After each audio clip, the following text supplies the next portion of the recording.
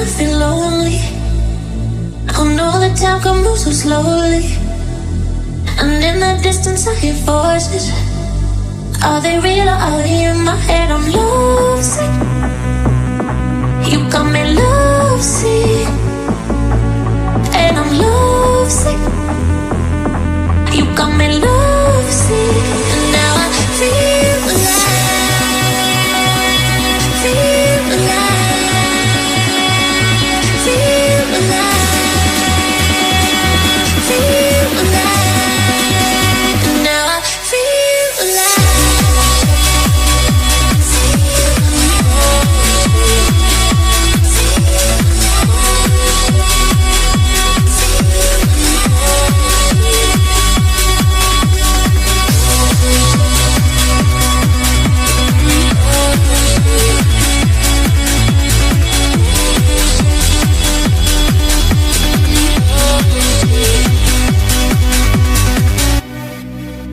So many times they try to change me, and every time it drives me crazy. And all the good times we had saved me. Are they real or are they in my head? I'm lovesick. You got me lovesick, and I'm lovesick. You got me lovesick, and now I feel alive, feel alive.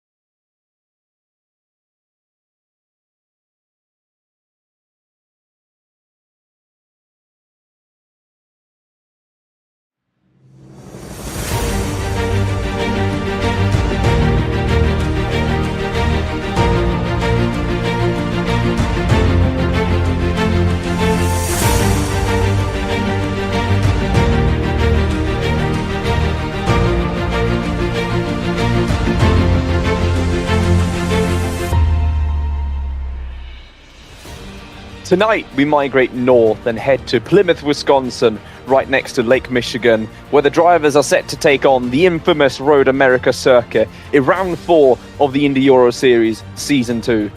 A track that barely needs an introduction for it not only being a mainstay in the real-life IndyCar series, but also features regularly in IMSA and other sports car categories. And with its long straights and mixtures of high-speed corners and hard braking zones, it's a driver's favourite, and why exactly we see it yet again here on the IES calendar. And as always, we are here on both the Indy Euro Series Twitch channel, as well as on the Velocity Online Racing channel on YouTube.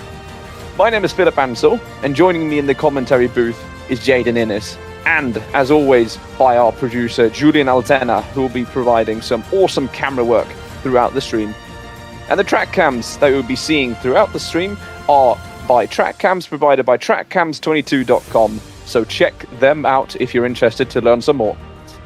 But with all that said, it is so great to be back. And after the action-packed caution drama that we had last week out in Charlotte, it does somewhat feel good to hopefully be back to some more green flag racing here on a normal road course circuit. Wouldn't you say so, Jaeden? Yeah, I mean, obviously the weather is going to be a little bit different this time around, with the rain being forecasted later into the race. So hopefully with that, we don't run out of safety cars or anything like that until the very end. But yeah, I think This track, I have driven it before, obviously you have as well. It's a very fun track, very enjoyable track for drivers, regardless of conditions. A very difficult track in the rain, so it'll be interesting to see how they do with those changing conditions. Yeah, and as you said, it's going to be a very interesting race to look forward to. Drivers currently taking on qualifying, but before we get into that, for those that are tuning in this evening and might not be up 100% to speed of what happened last time out, I'll do a quick rundown of that. Of course, it was our first oval race of the season. Next time out, we'll actually be heading to the Indianapolis Motor Speedway for the Marconi Setup Shops 250. So that will certainly be very, very exciting, and it has some interesting extra prizes for the drivers as well to be won there as well, so you definitely don't want to miss that.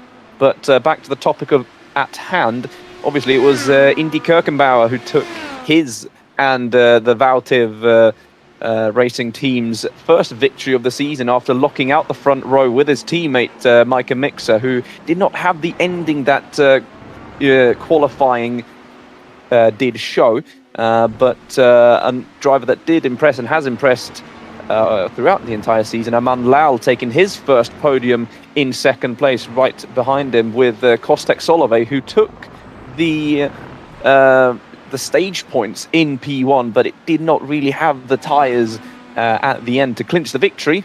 But he was very pleased with his first podium of the season, and a driver that finished in P4, Luke Smith, who has had a bit of ups and downs. Obviously had a very tumultuous first round, obviously having contact with Jake Williams into the pit lane, but has bounced back very well and is currently together with his two teammates leading the Constructors' Championship now for the Kuda Motorsport team.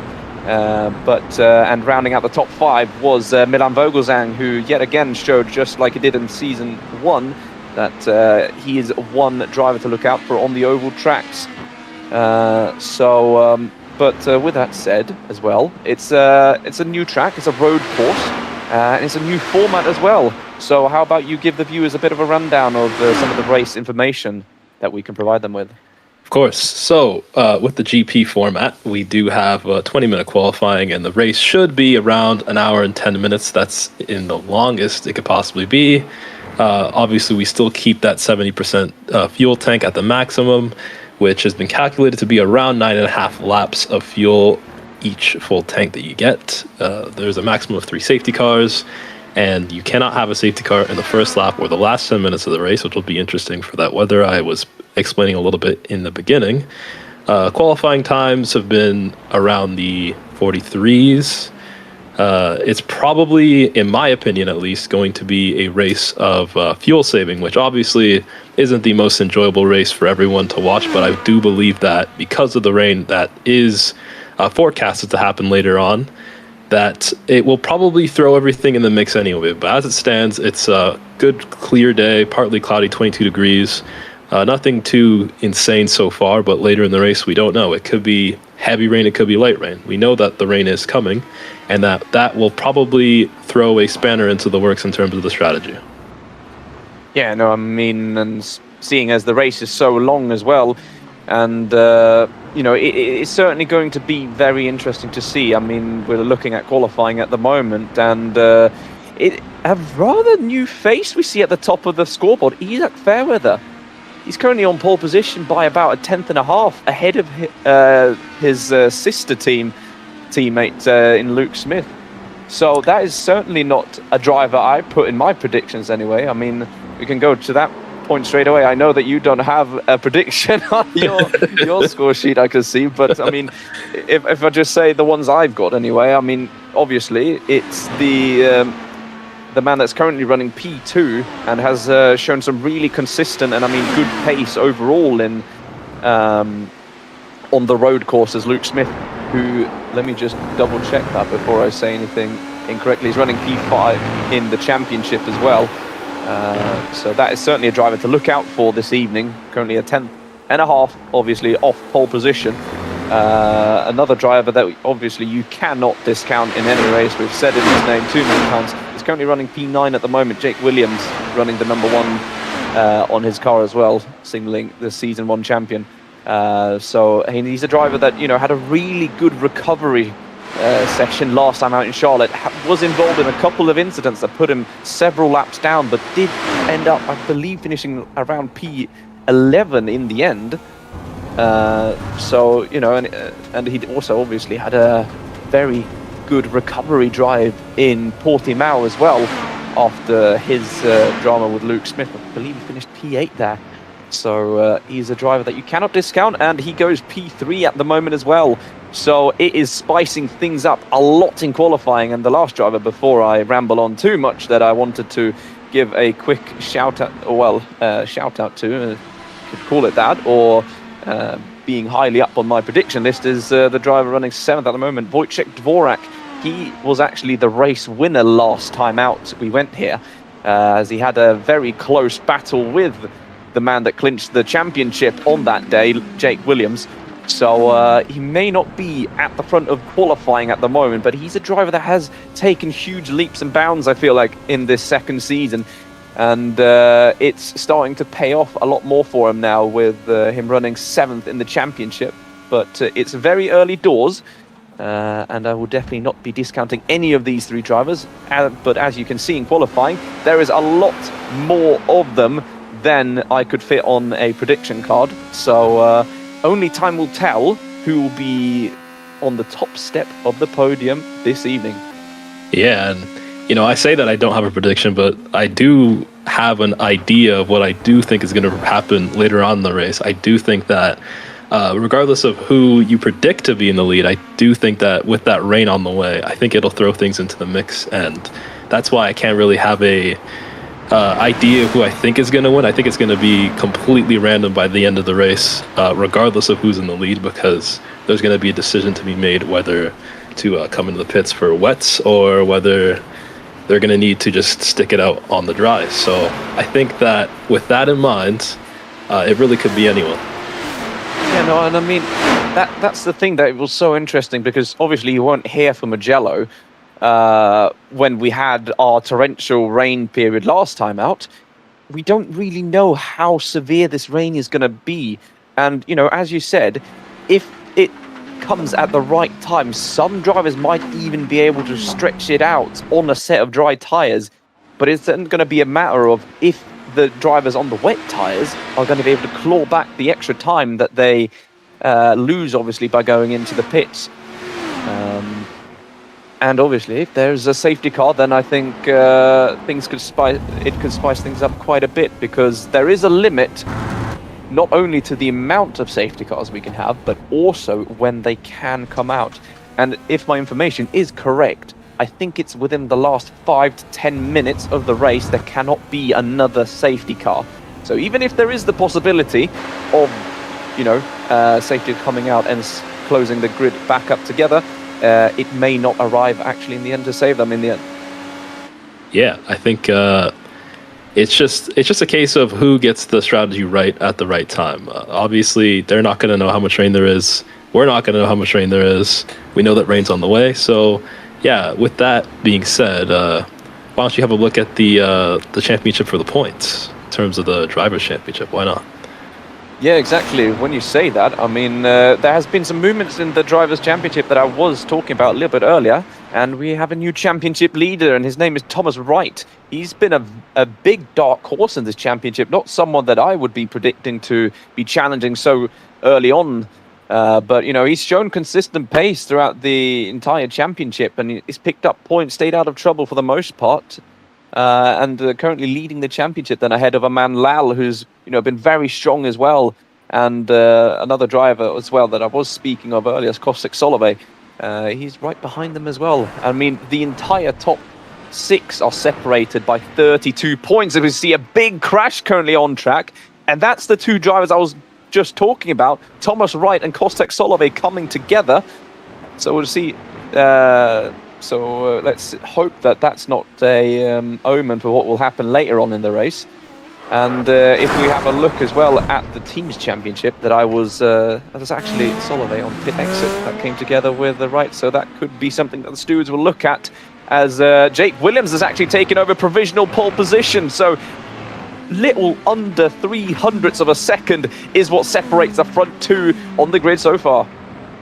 Yeah, I mean, my main concern really is that maximum safety car limit could be used up before the rain hits. And obviously, if the rain is hitting at the very end, it doesn't matter.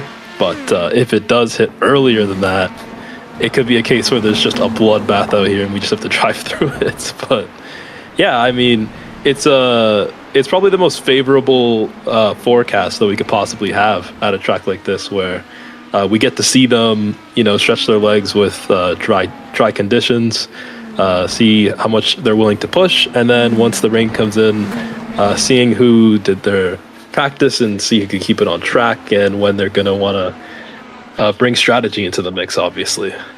Yeah, speaking of stretching legs, none of them, as I was saying a little bit earlier, has stretched their legs in the Teams Championship. It's Cuda Motorsport Blue who's taken over the current lead, as Domehead have dropped back slightly, though. They are only 29 points behind the current leaders, but Velocity Online Racing is as well just behind them, 6 points separating them, with Thomas Eng and IES Purple just trailing ever so slightly. But of course, there is the drop rounds that have not been used yet, as we have a quick look as well at the Manufacturers Championship, and it's Chevy that is currently stretching their legs and have pulled away a quite significant gap, taking a big chunk out of the Honda-powered teams, especially at the last race at Charlotte Motor Speedway. Obviously, the two front-running teams in the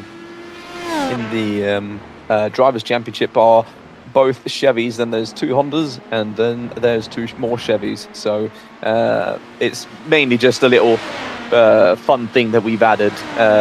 Unfortunately, there is no difference between the cars in iRacing. They're all based on the Dallara IR18 model, which is a bog standard for everyone. And speaking of bog standard, they also all have the same setup.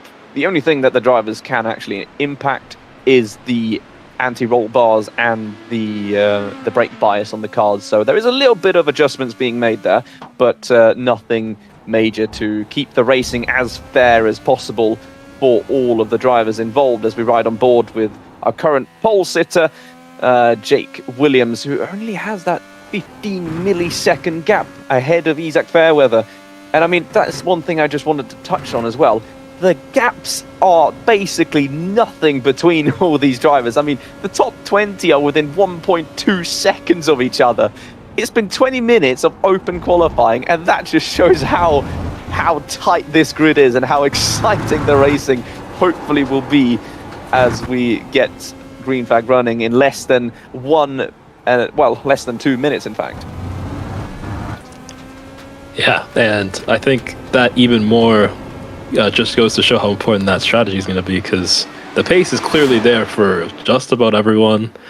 And with that being said, obviously the only difference you could really make is how much you want a fuel save. We talked about how it was going to be just a little bit extra fuel required to make that, I believe, 4-stop strategy. Obviously with cautions, that could happen. It'll change things a little bit as Mixer goes out on wets. I wonder if he's getting a bit of early rain practice. As I was just going to say, Jack Jones has set the fastest middle sector as he puts in a time good enough for P9, as Ewan Langley now goes up into 5th position. Yeah, I mean, I think that it's great to see that the pace is obviously extremely close. That's obviously you'd love to see that, but driving on Road America in the past, it's not the easiest place to do overtakes at. Obviously, there are places where making a pass is very easy, but there's also some places that you might be forced to make a pass that's not quite easy. So it'll be interesting to see with these cars, obviously, the amount of grip and speed that they have compared to the GT3s, how they're going to make it well work. Yeah, and I mean, that's I think the beauty of this track and, this car combo as well. As the clock now hits 0 and the drivers are on their last legs now to try and set in a good qualifying attempt. Jake Williams and Luke Smith currently are on the first row of the grid. They will not be improving their lap times. The closest threat to them in terms of position right now is, of course, Isaac Fairweather, who is he's dropped back ever so slightly. Jake Williams edging ever clear at the front, but let's see if Kay Boutsman can do something. A much improved qualifying for her so far as she crosses the line. Is it going to be an improvement? It is not, in fact. So Boutsman will stay ninth at best as we now looked at Isaac Fair with a bit of gravel there, and he's got traffic, and that's Roden Aftink. So he might be blocked ever so slightly, but he's going to get a lovely toe now onto the main straight, and they're both doing pit entry, in fact, so he will not be improving his qualifying anymore. Only a couple drivers left on track as Micah Mixer now goes over the line on his wet tyres, so he will not be improving whatsoever, I do not think. As we ride off board with Alexander Strobel returning after being absent last week out. Let's see if he can improve on his P17 position at the moment. He's 8/10 off the front, and he's not going to be improving. That was a invalid lap on his last attempt, and driver said wasn't going to make it, but he has shown up in the end. Mark Kalsbert makes his debut for season 2. He's going to come in with 0 laps of practice, so I'm hoping that he stays out of trouble as we watch Hayden Gullis park it after his qualifying attempt. Actually, that's something I wanted to touch on in terms of strategy. Hayden Gullis, last time out, he made between 16 and 18 pit stops at Charlotte and still ended up in 10th. Yeah, I mean, that's just goes to show that's just oval racing at its finest, is it not? I mean, like, you I can't explain why he'd do that, but yeah, I mean, if it works, don't fix it. It doesn't need to be fixed, right? If it works, it works. You don't got to touch it. So, I mean, I wouldn't advise the strategy, but hey, man, if whatever works, it is what it is, right? Yeah, no, it's exactly as you said. I mean, it paid off for him in the end. He stayed out of trouble that some drivers did not. One of them, of course, being our previous championship leader, Franek Sikorsky. But that is qualifying complete. And it is yet another pole position for Jake Williams as he tries to cement his championship comeback. But he's going to have some very tight competition right behind him with his nemesis from round 1, Luke Smith, lining up right next to him. So it's going to be a very, very interesting race. It's said to be 41 laps if we go green all the way. Whether or not we will do that, I very much doubt that, considering that we have a grand total of 37 cars on the grid. It's the biggest ever turnout in IES history so far. That's lovely to see that, you know, the community is growing, and, you know, that it shows that we are doing at least maybe something right here in IES. But someone that did it right in qualifying, that's Jake Williams. He will line up on pole position for the IES Purple team alongside Luke Smith. And around row 2, we'll find Isaac Fairweather, who had put in a surprise qualifying performance, P3 for his effort, with Ben Ford, another strong qualifying from him in P4. On row 3, we'll find our previous championship leader, Franek Sikorsky, and he's a driver that you definitely do not want to take your eyes off. And he will have Ewan Langley alongside him on row 3. Thomas Wright and Wojciech Dvorak will line up on row 4 with Kay Boutsman and the debutant for this season, Jack Jones, will be starting from P10. And then you have Harry Ward and Kostek Solovey on row 6. Roden Aftink and our previous pole sitter, Micah Mixer, will line up on row 7 with Aman Lal and Philip Kovala on row 8. Then you have Alexander Strobel and Timo van Haften on row 9. And then Denzel Clarkson, making his return after being absent for the last 2 races, will line up alongside Kevin Muller on row 10. Indy Kirkenbauer, previous race winner, will line up alongside Mike Farler, who's also making his return alongside his teammates. And then we have Mike Krzyznik and Milan Vogelsang on row 12, with Pim van Gastel and Merlijn Bruvers on row 13. I'm going to 100% butcher his surname. Jaeden Kropivnik will line up alongside Hayden Gullis on row 14. And David Payne and Chloe Lord will line up on row 15, with Anthony Heitzma and Jacob Burke on row 16. And then we have Ben Sieber and Tibor Gilagi on row 17. And then Marcel Vogt and Kieran Hendricks. Hendricks, who's serving his second qualifying ban, will be lining up on row 18. And then by himself on row 19, we find Mark Kalsbert, who is hopefully going to try and finish the race that his teammate has not yet been able to do. So let's see how that plays out in the end for them. But with all that said, it's going to be a very, very exciting race. We see a bright mixture on the tyre compounds as well, which is very interesting to see, in fact.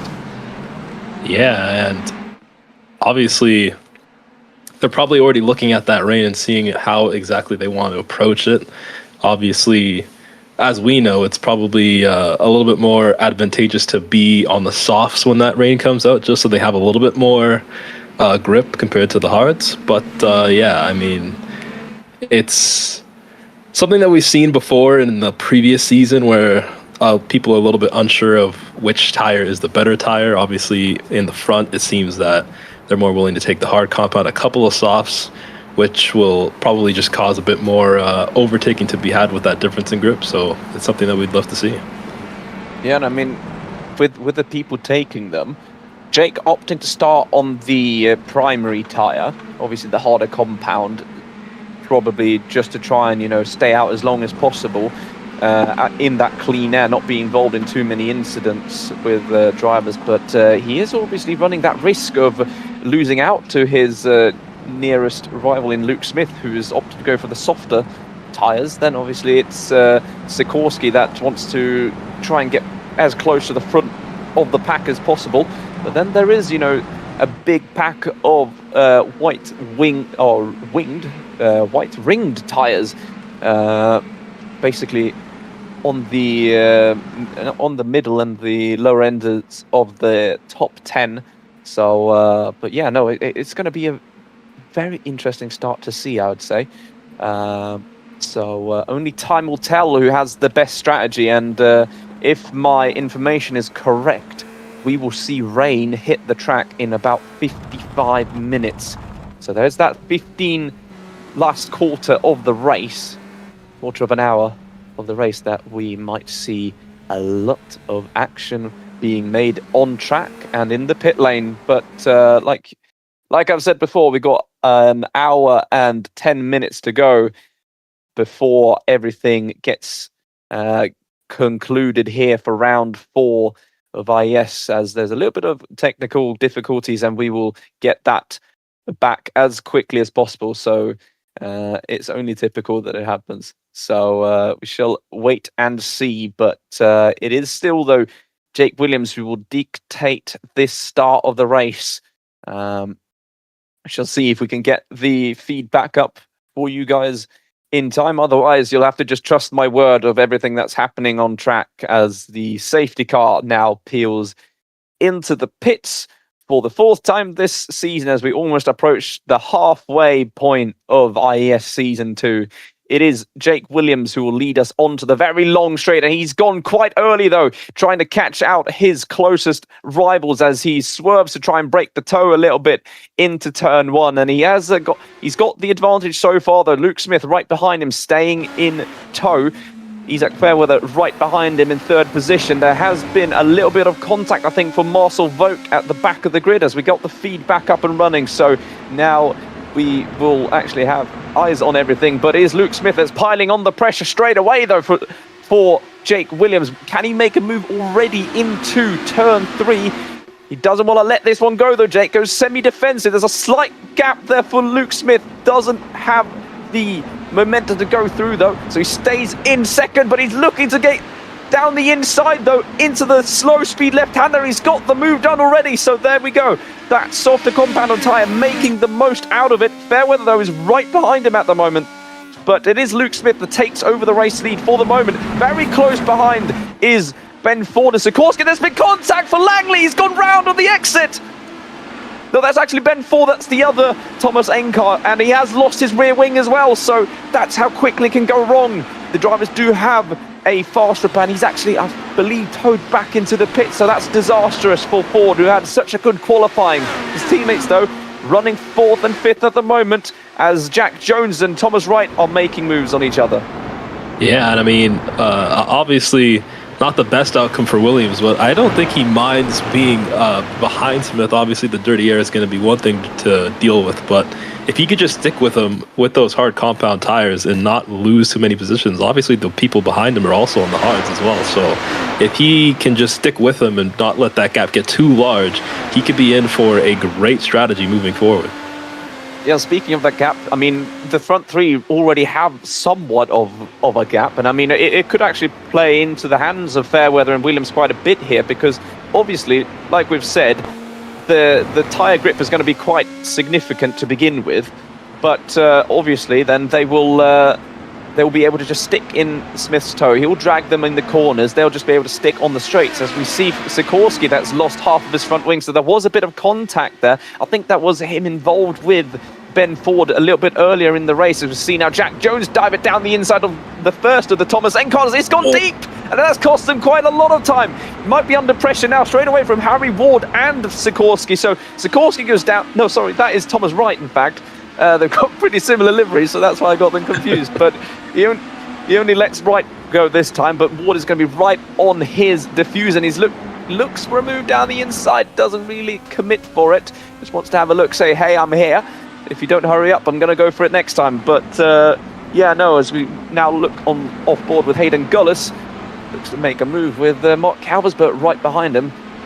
So a lot of movements being made so far in the race, and there's a lot of desync obviously going on the leaderboard, so don't pay that too much attention. It will all ease itself out eventually, as we see now Aftink and trying to find his way past the previous championship leader. I mean, at the moment, Sikorsky's just trying to console whatever he can, and Strobel goes around the outside, just shows how much more grip that Scorpio racing car has at the moment. And I think he's, just got to cut his losses soon here, Sikorsky, because, and he's done it quite early as well. So into the pits he goes. It might come back to help him, though, with that rain later on in the race. So just because they have had not the best of starts does not mean it's going to stay that way for the rest of the race. But so far, quite a bit of movements up and down the field as, drivers are just trying to settle into the race and trying to find their rhythm.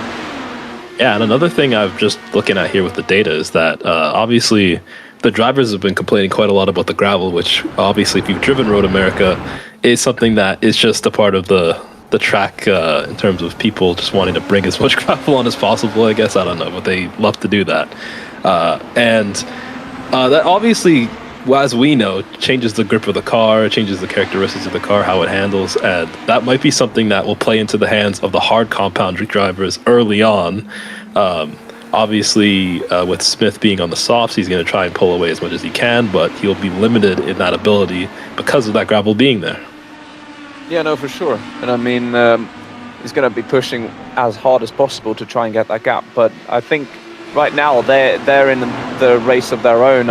As we look on board with this, or off board with this big battle pack for 4th position, I would say from someone just sitting here watching all them race, they shouldn't be fighting too much though. At the moment, they should try and work together to claw back that gap to the front of the pack. Obviously, they want to do that, but at the same time, they want to make positions. As we ride on board with Timo van Haften, as he's defending from, I believe, his teammate.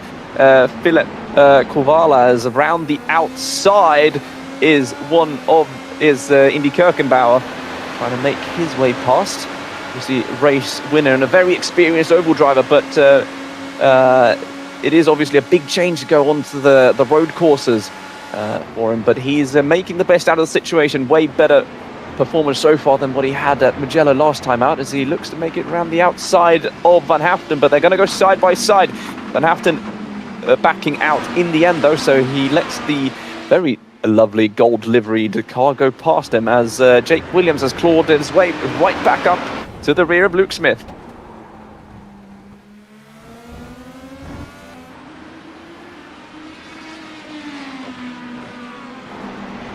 Two at the very front has a slight advantage now. Fairweather's dropped back to just around the 1 second gap from Williams, so he's going to be losing out a little bit on slipstream.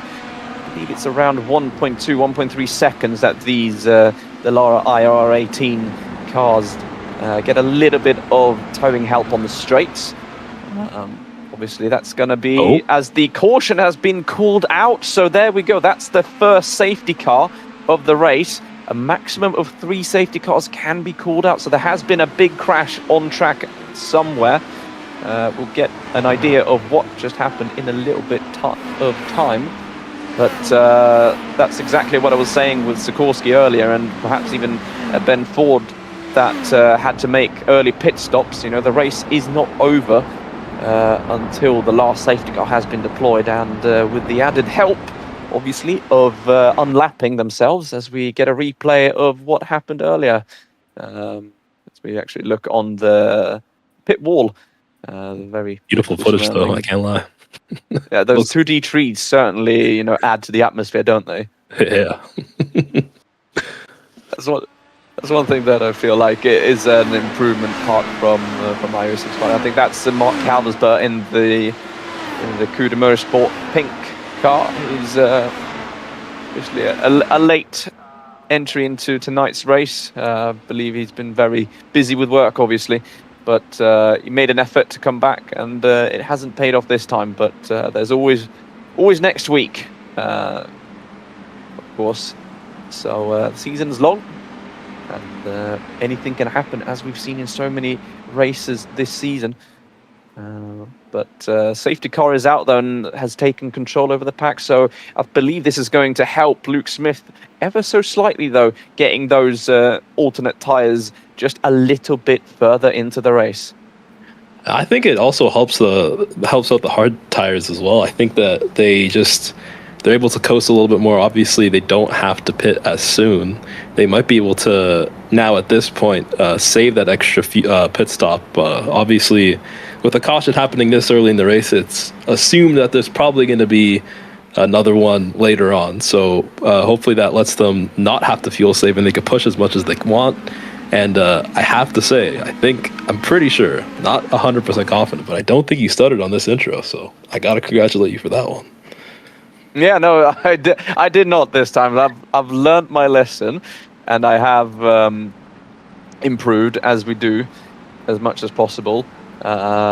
So, you know, we learn as long as the drivers learn as well on track. So, yeah, no, it was to go back to the incident that I believe caused this safety car. It was Calversberg, and I think that was also Kieran Hendricks that are both in the pits. So the Coup de Motorsport teams come together, the Red Bull / RB situation, or whatever you want to call it. I don't know.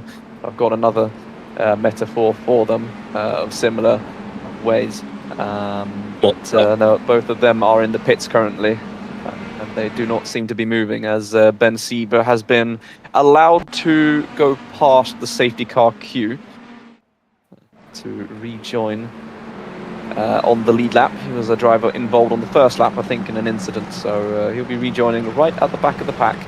But I would take that any day of the week, to be honest, than to have to sit there at the back, one lap down. That is not nice, I'll tell you that much. Yeah, it's the strategy, man.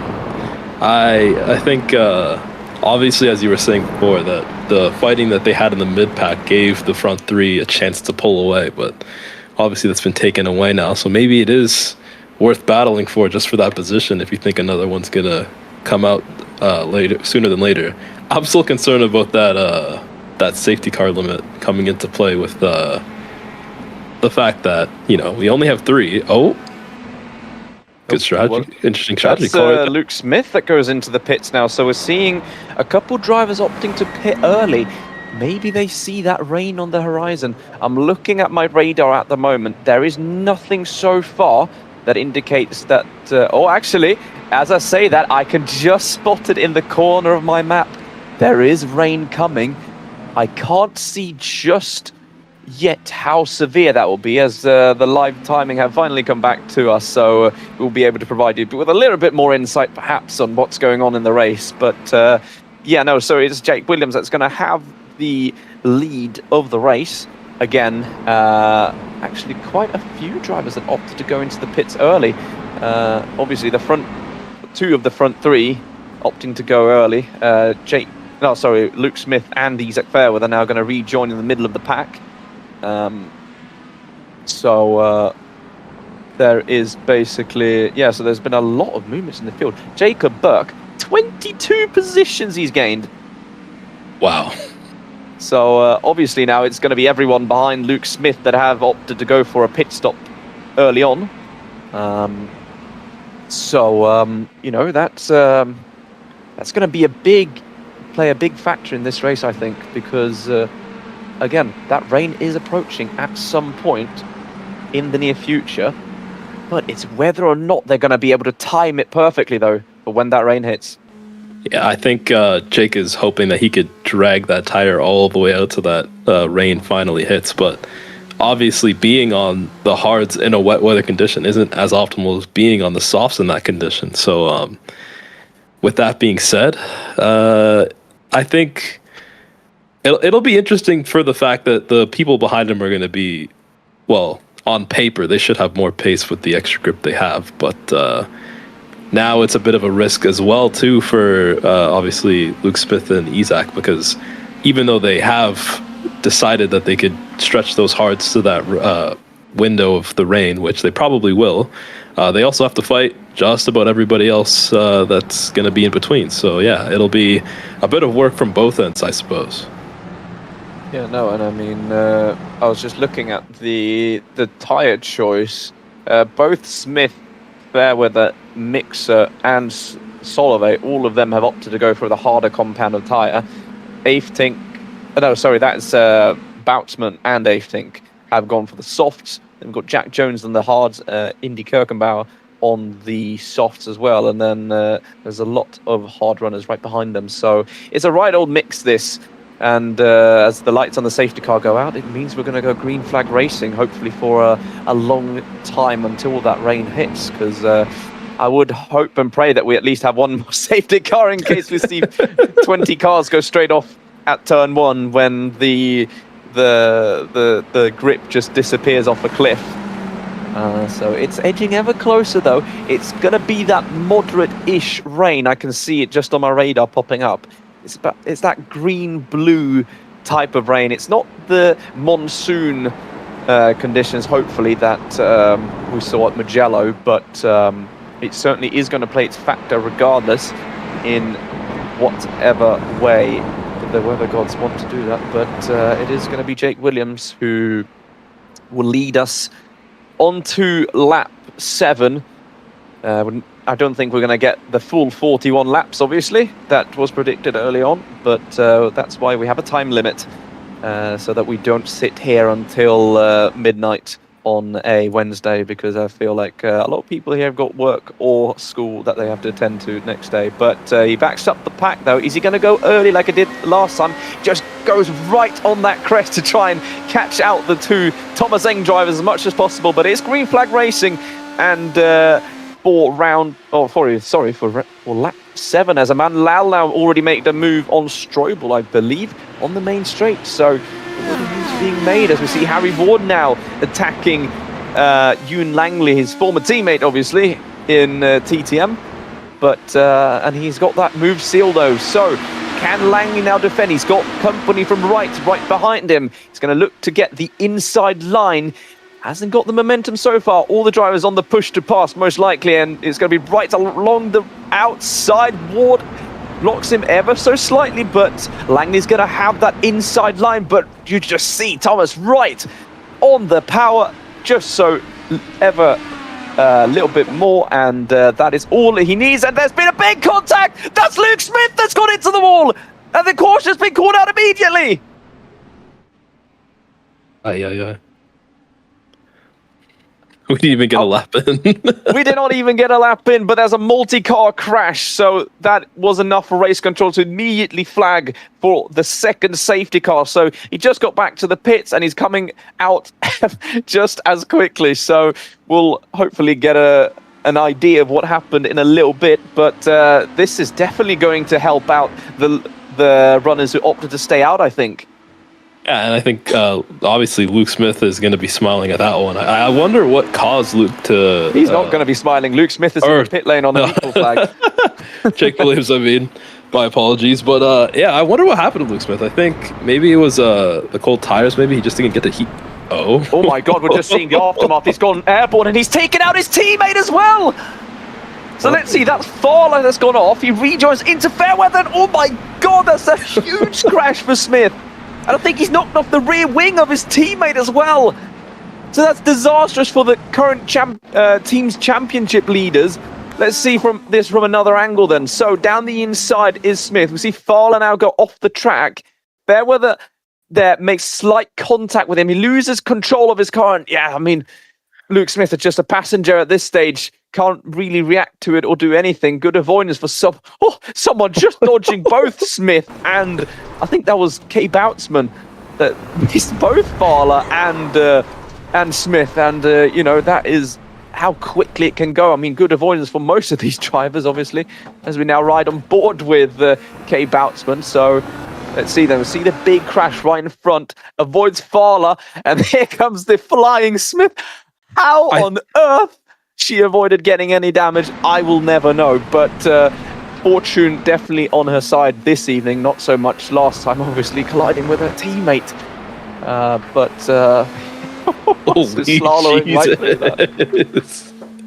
Someone lost the rear wing as well, I think, or it could have been desync. But yeah, that's quite something. Yeah, no, and I mean, I think that was one of the bigger crashes we've seen this season. Thankfully, you know, nobody will be hurt because this is all virtual, and no multi-billion or multi-millionaire will go into debt either. So, but that's definitely, you know, put a big spanner in Luke Smith's race this evening. He will have a fast repair, so we'll get back on track somehow. I don't think we have a single retirement so far because Mark Cowhersbert is back out on track, so he's going to be smiling at this second safety car, perhaps getting a lap back and being... Yeah, there we go. We see him in the background now, overtaking everybody down the inside. So he'll be counting all these as overtakes, I'm sure. So made about 40 overtakes this evening. It's like when Latifi passed Lewis and Max in 2021 at Brazil, and they clipped that into making Latifi look like he sent it straight to both of them. I thought that's a golden clip. Actually, I remember that one. I mean, 2020 was great for many reasons, but I think, you know, just the banter of those things made it so much better, I feel.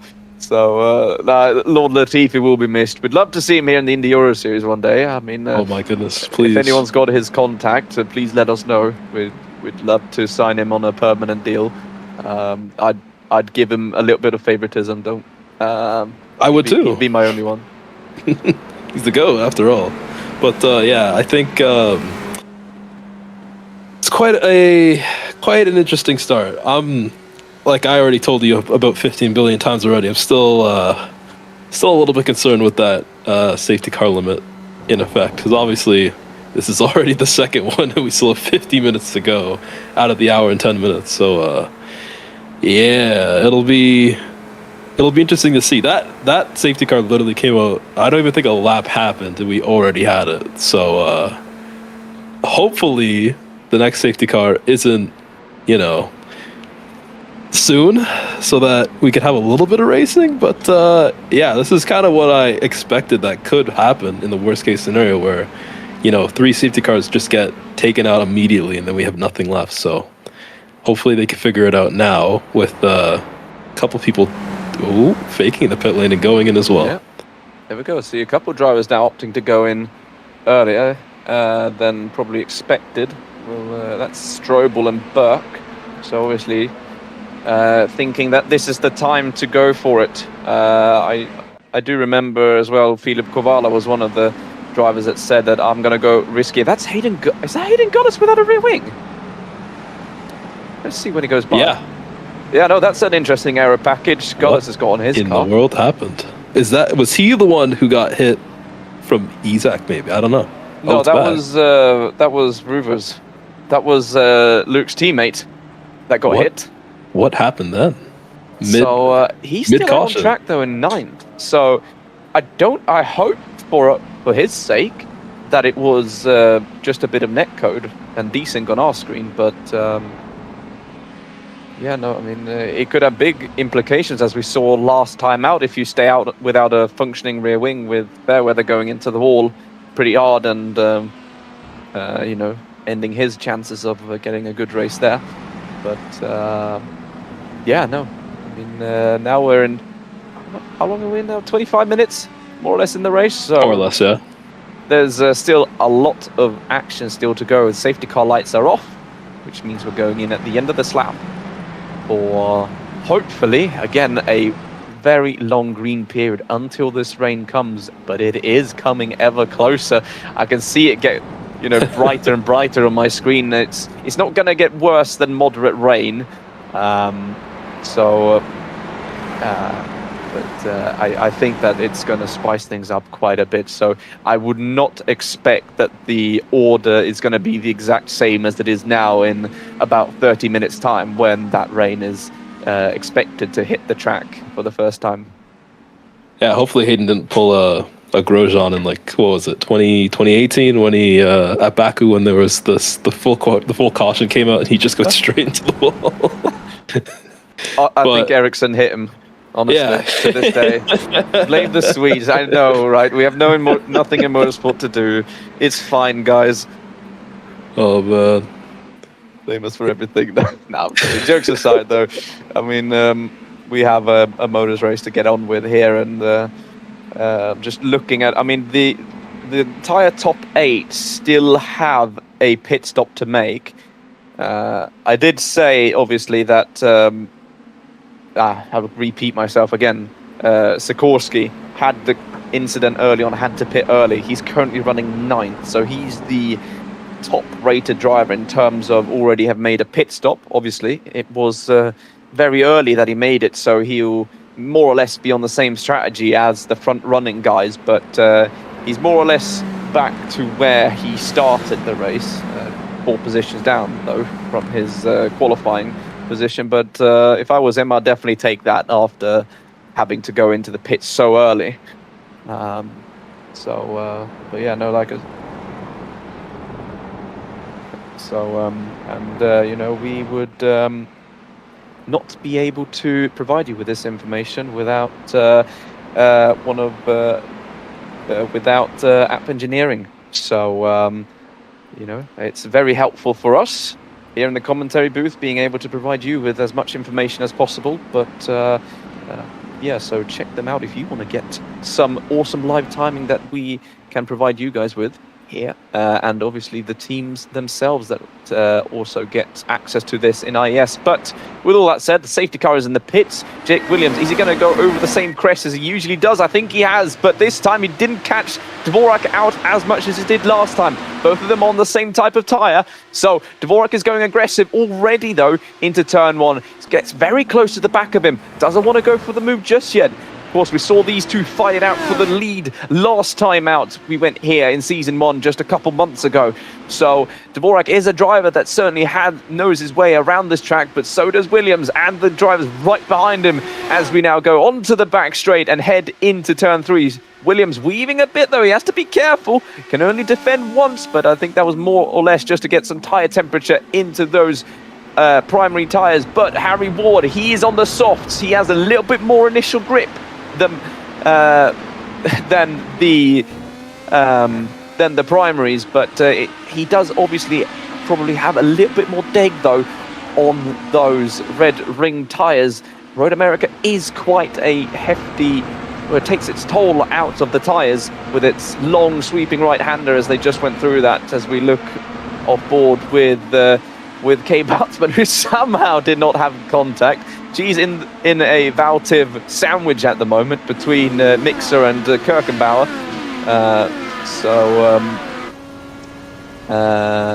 Of course, it's Votiv, not Valtiv. I keep mispronouncing that. I thought Indy helped me last time out with the pronunciation, but I've already forgotten it. So again, it won't be the last mispronouncing I'll be doing this season, as Vogelsang now has to defend from the quickly approaching Sikorsky. He's got Solovey right behind him though, so as we actually see now, a driver going to the pits now under green flag. That's Denzel Clarkson. So he did not, he pitted now 10 laps, so that's right at that fuel limit though. So I wonder if he was basically just had a forced hand there, as Aفتink now goes down the inside of Solovey. So the Velocity Online Racing driver making up positions, and he has to do so if they want to try and catch the CUDA Motorsport. And that's the third caution that's already come out. Oh no. So that's it now until the end of the race. That's the last safety car. The prophecy is coming true. It is, in fact. That was Mike Fowler that's picked up a meatball flag. Mark's lost his front wing, I think. Yeah, and he has, in fact. So let's see if we can get an off-board view of what happened. We'll watch a couple drivers into turn one, and it's welcome to Road America. This is some absolutely brilliant footage of our race director there standing on the main straight. But so from what I can tell, there is 2 meatball flags, one for Kieran Hendricks and one for Mike Fowler. So I suppose that it's them two being involved in an incident that may have brought out this caution. Let's see if I can get an idea of what happened myself. As we let's see. No, we will actually not know about what happened. So we'll just have to guess at the moment, I think. Nothing but speculation. Nothing but speculation, yeah. There's some tinfoil hat conspiracies may come out of this. Like you said, though, that third safety car's come out very quickly. Yeah, I mean, what was that? 3-4 laps this time around? Maybe 2? Like, now and only now is it really going to start to settle in that. I think, obviously, those guys who are sticking out on their stint, they've had 11 laps now on those tires. So I'm thinking surely now is when they'll have to pit for fuel reasons. But if that's the case, I think the strategy's played into their hands kind of poorly now with the fact that everybody has to bunch up. So it might be okay for the likes of Isaac now. It's certainly something to be concerned about, in my opinion, because now if an incident happens, we just have to roll with it. It's just how it is. So I think Jake might be on the, I'm not sure what you think, but I think Jake might be on the losing end of this now that he'll have to pit very soon during this caution. Yeah, I think everyone right now that is that has stayed out on all these safety cars and that will need to pit as soon as possible, they are pretty screwed, because yet again, we said that the fuel tank on full push mode is 9.5 laps, more or less, is what our data is telling us. And if that is correct, the rain is about 25 minutes away. If we say that they run 10 laps, they save that half lap of extra fuel, that means they're going to be less than 20 minutes in a tank, which forces them to make yet another stop of dry tires before that rain hits. So whilst, the drivers that pitted under, for example, the last safety car, they're going to be able to rejoin at some point in this pack, and they're going to be able to basically, I think, run straight up to that rain period and not maybe make another pit stop. I mean, it's all up in the air at the moment, I feel, but this could certainly spice things out, and I think it could harm the drivers that have opted to stay out a bit longer. But I mean, yet again, I could be completely wrong. We could see, the drivers pit, the rain being delayed just a little bit, running an extra 2-3 laps on the dry compound of tyre, or even some people risking it to go early, boxing onto the wets on a dry track like we saw Mixer doing qualifying.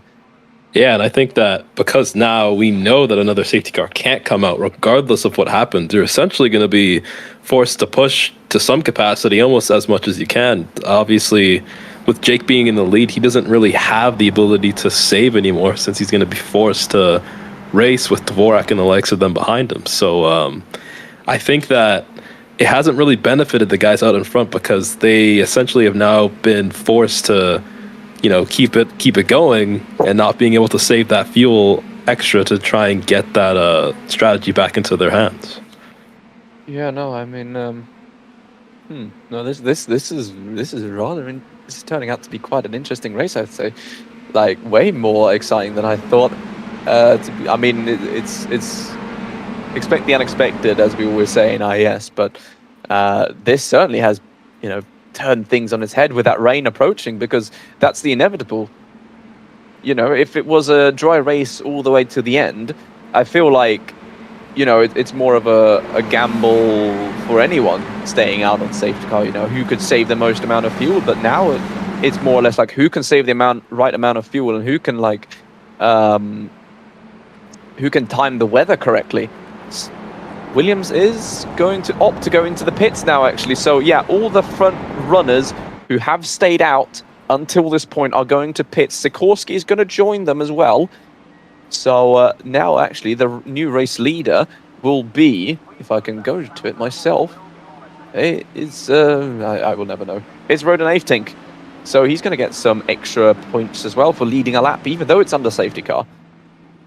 Or if it's Solveig, I will not know, because both of them seem to be struggling for position. I think that, obviously, now that they had to pit, probably for fuel reasons, as we thought, they're going to have to push like crazy until that rain comes so they could try and see if they can... Because once that rain comes out, it's probably going to, cause people to not be able to be as ambitious with their moves and push as much, so they're going to settle down a little bit. The gaps are probably going to extend a little bit. Everybody's just going to try and settle down and keep it on track. But if that's what's forecasted to happen, in my opinion, they're probably just going to want to push as hard as they possibly can now, knowing that there won't be a safety car, knowing that any incident that happens, they could just go through it and keep it going. So for them, it's going to be a huge gamble to see if the likes of Williams and the people who stayed out can filter their way through the pack with those fresh set of tires. Yeah, no, I'm just looking at, I mean, the radar, again, because I've got one eye on the action, one eye on the radar, because at the moment, they might honestly, the drivers that pit now under this safety car are actually on the upper hand, I think, because it's about 20 minutes until the rain is set to hit. That could be 1 minute earlier. That could be 3 minutes later. But if it continues like this, they have 10 laps of fuel. They are going to be approaching that rain period just when they need to pit themselves. So this could actually help them quite a bit. And I'm just looking now at, the front 7. All of them are already 7 laps into their stints, with the exception being Kevin Müller, who's been out apparently on 13 laps on his stint. I'm not too sure whether that information is 100% correct or not, but if it is, I mean, he's really screwed at this stage, I think. That makes it kind of dicey, in my opinion, just because, it's great that they can make it to that rain. Obviously, we don't know when the rain is exactly going to hit, but it doesn't seem like they have that extra amount to go into the rain so that they could have that extra time to make that strategy. So it does benefit them, but probably not as much as you'd want to hope, just being in the fact that they might have to pit either right at the start of the rain or hopefully for them in the middle of it, so they can try and figure out whether they really want to stay out or they can't stay out because they won't have the fuel, but they'll have to see if they want to pit for another set of slicks or a set of wets for those guys. Yeah. No, it's going to be a quite old exciting end to this race, I think, as unfortunately we've lost 2 drivers this race, Mike Farley and Kieran Hendricks. They do not seem to be exiting the pit lane, so we still have a surprisingly strong 35 cars still running after all these incidents, so there's plenty more action to come as we basically only now approach the halfway point of round 4 here in IES Season 2. So there's still plenty of action still to go with the Valtiv drivers now running 3rd and 4th So this has spiced things up a lot, but it is going to be Rodin Aftink who will lead us onto green flag running for the rest of the race, regardless of what happens. The safety car will be retiring from the race, and he goes at the exact same point as Williams, and he's caught Solveig napping just ever so slightly, so he's got a nice run into turn 1, uncompromised. And the two Voutiv drivers need to look in the mirrors because they got Timo van Haften right behind them, and down the inside goes Kirkenbauer. No team orders there between the two oval experts, I'd have to say. Yeah, and obviously now is going to be that final push that they could try and make, especially for the likes of who we're on board with right now, Jake Williams. He's got to make as much as he can with those fresh set of tires, even against people who have, the red ring tires that are providing obviously a little bit more grip as down the inside. Just slide it over to you. Indy Kirkenbauer makes that. That's Kirkenbauer down the inside of Sullivan. It's difficult when they got new liveries all the time, but you were talking about Jake Williams, and I mean the people that are that's actually big contact there. I don't know who that was exactly. I think that's a man Lal. So our current championship second place driver is now running without a front wing. So that's the thing, he's got a lot of suspension damage there, so that's going to be right back into the pits for Lal. I wonder if he has a fast repair remaining, but that has put a big, big dent in his race because there's no more safety cars in this race. So we'll have a quick look now at what happened with Lal. So it's into the back of Clarkson. In fact, that's a huge crash between the two of them. I think they just misjudged it, so now right on the back of Clarkson, he looks to try and get the switch back, and there just isn't enough room there. So I think that one Lal will have to take on himself, I'm afraid to say. So tried an opportunistic move, did not pay off for him in the end. So, but that rain period is basically going to be another safety car situation, in the sense of anything can happen. So there's still plenty of time to recover that for Lal, if he feels like it's worth it. But down the inside, though, goes Fairweather on Roovers. Cuda Motorsport on Cuda Motorsport action there, as Jake Williams has gotten himself right past Hayden Gullis, who, again, somehow never really has a stonking qualifying position, but always find himself on more or less a correct strategy call. So, I think that's the added benefit of our ever longer races here in IES, as Fairweather goes very deep into turn 4. He's gonna have Rubens right behind him, and I think that's Mixer round. So that's Micah Mixer's gone right round at the top of turn 5. He does rejoin the track as safely as I think he possibly could there. So good job from Mixer, not getting in the mix of anyone else, but he's going to be under pressure straight away though from Ewan Langley, who's going to go down the inside. So as I said, plenty more action to go. 13 minutes left of the race. I don't think we've seen the last major incident so far, I don't think. Yeah, and especially with the fact that safety car can't come out. It's anything goes at this point. If a crash happens, a crash happens. You just got to keep going. Down the inside, one of the end cars. Yeah, Thomas Eng on Thomas Eng. Even though Müller is not registered for the Thomas Eng team, he still races here as an independent driver. So I don't think he wants to be in too much of a way of the quickly approaching Dvorak, who made a pit stop earlier, as we see a driver go very wide. That's Ben Ford, I think. So speaking of Thomas Eng, I wonder if he had a little bit of front wing damage there. Yeah, and it's so hard to identify these drivers. Oh, he does have half a front wing. It's so hard to identify these drivers with their... in Season 1, they kept the same livery the whole season, and this season they're changing it every race, so it's a little bit hard to keep up with, but I'm sure you can figure that one out. I'm trying to look at the numbers. It helps me so much. Ben Ford has a bright red tint on his number, so it's easier to identify. And I'm starting to learn the numbers as well on the drivers, as he's in an M Plower sandwich at the moment. Chloe Lord making a move, and I think Boutsman is going to go down the inside. Ford is, I think, just going to try and top it out at this stage. And see Koprivnik go down the inside as well. He's actually a driver that wasn't sure if he was going to make it this evening. He told me that he's desperately studying for one of his engineering exams. So, but he's toughing it out tonight, and he's running in a respectable P23 at the moment, considering he hasn't driven for 2 weeks. So, You respect the mindset here, and The priorities. he's got the priorities straight. Who cares about your future, employment? IES is the place to go. There's money on the line, man. Gotta show up. And showing it is, oh my god, as we see Rubens go, I think that was very deep, and Müller says, thank you very much, that's a free position for me. I'm going to try and catch right back up to my teammate, who's just a couple tenths up the road. So as we see Aftink actually setting the fastest lap of the race as well, so he's stretching his legs as much as possible. He's got a nice gap now down to Kirkenbauer, who's made his way up into second position. So very impressive stuff here from the driver that did not have the best time out in Mugello, obviously being compromised with a lot of rain, something that he will have to deal with later on in the race. As we ride on board now with Jake Williams, who's right on the back of Ruvers on the push to pass. Ruvers thinks better of it.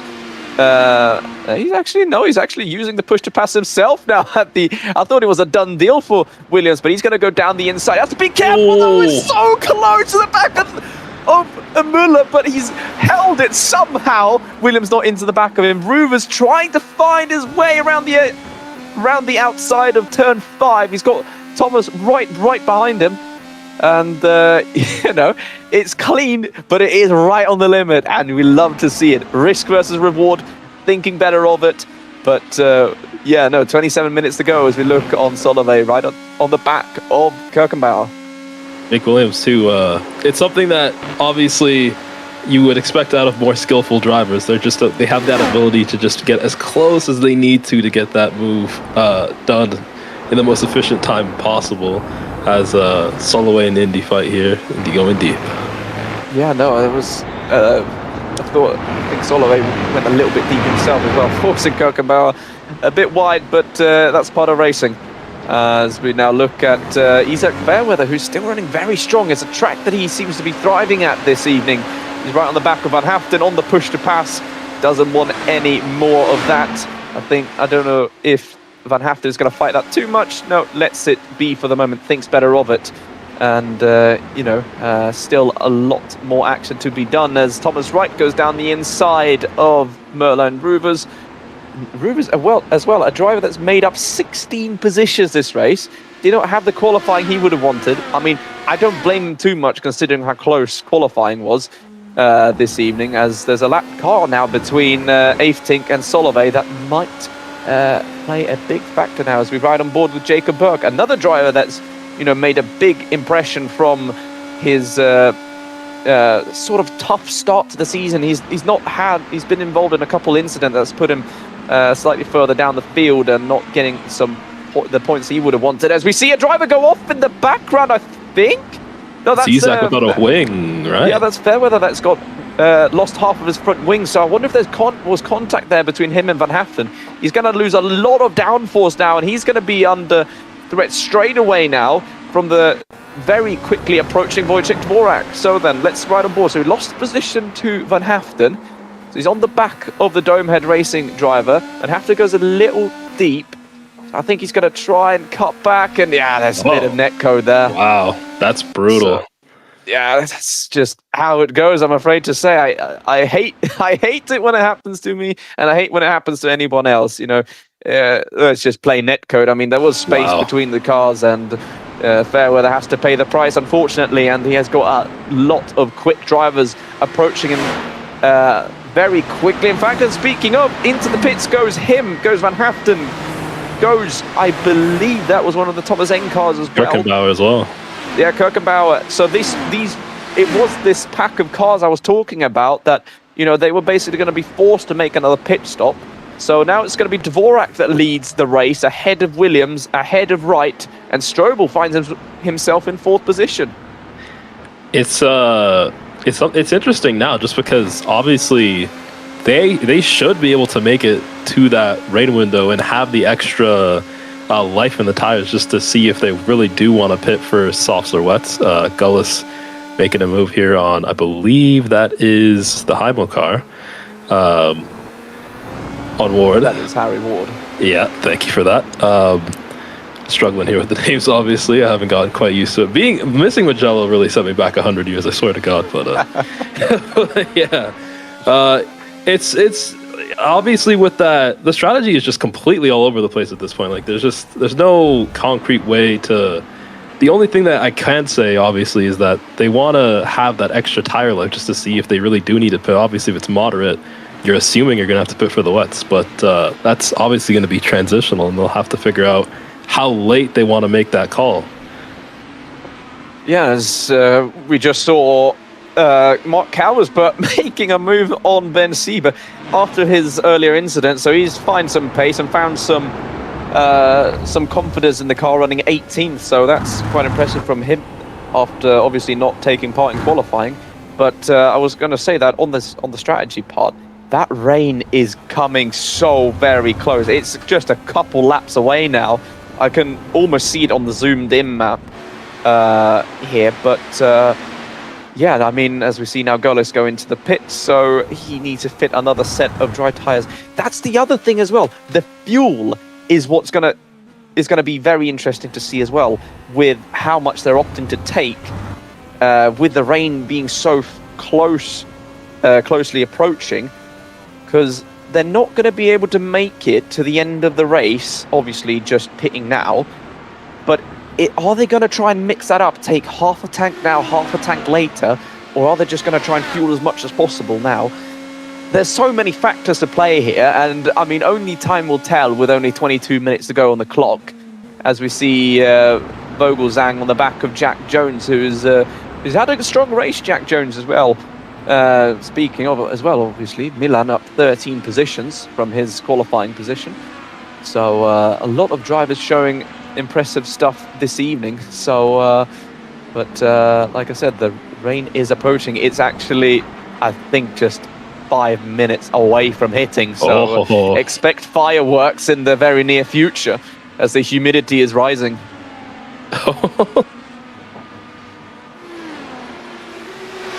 I am so here for this. So we see now Harry Ward making a move around the outside of Strobel. He's just got the edge, but he went a bit deep though, Harry Ward on the brakes, and that's going to put him under pressure. Too much pressure, in fact, and off the road he goes. Smith goes right past, and he's going to be on the back of Strobel now.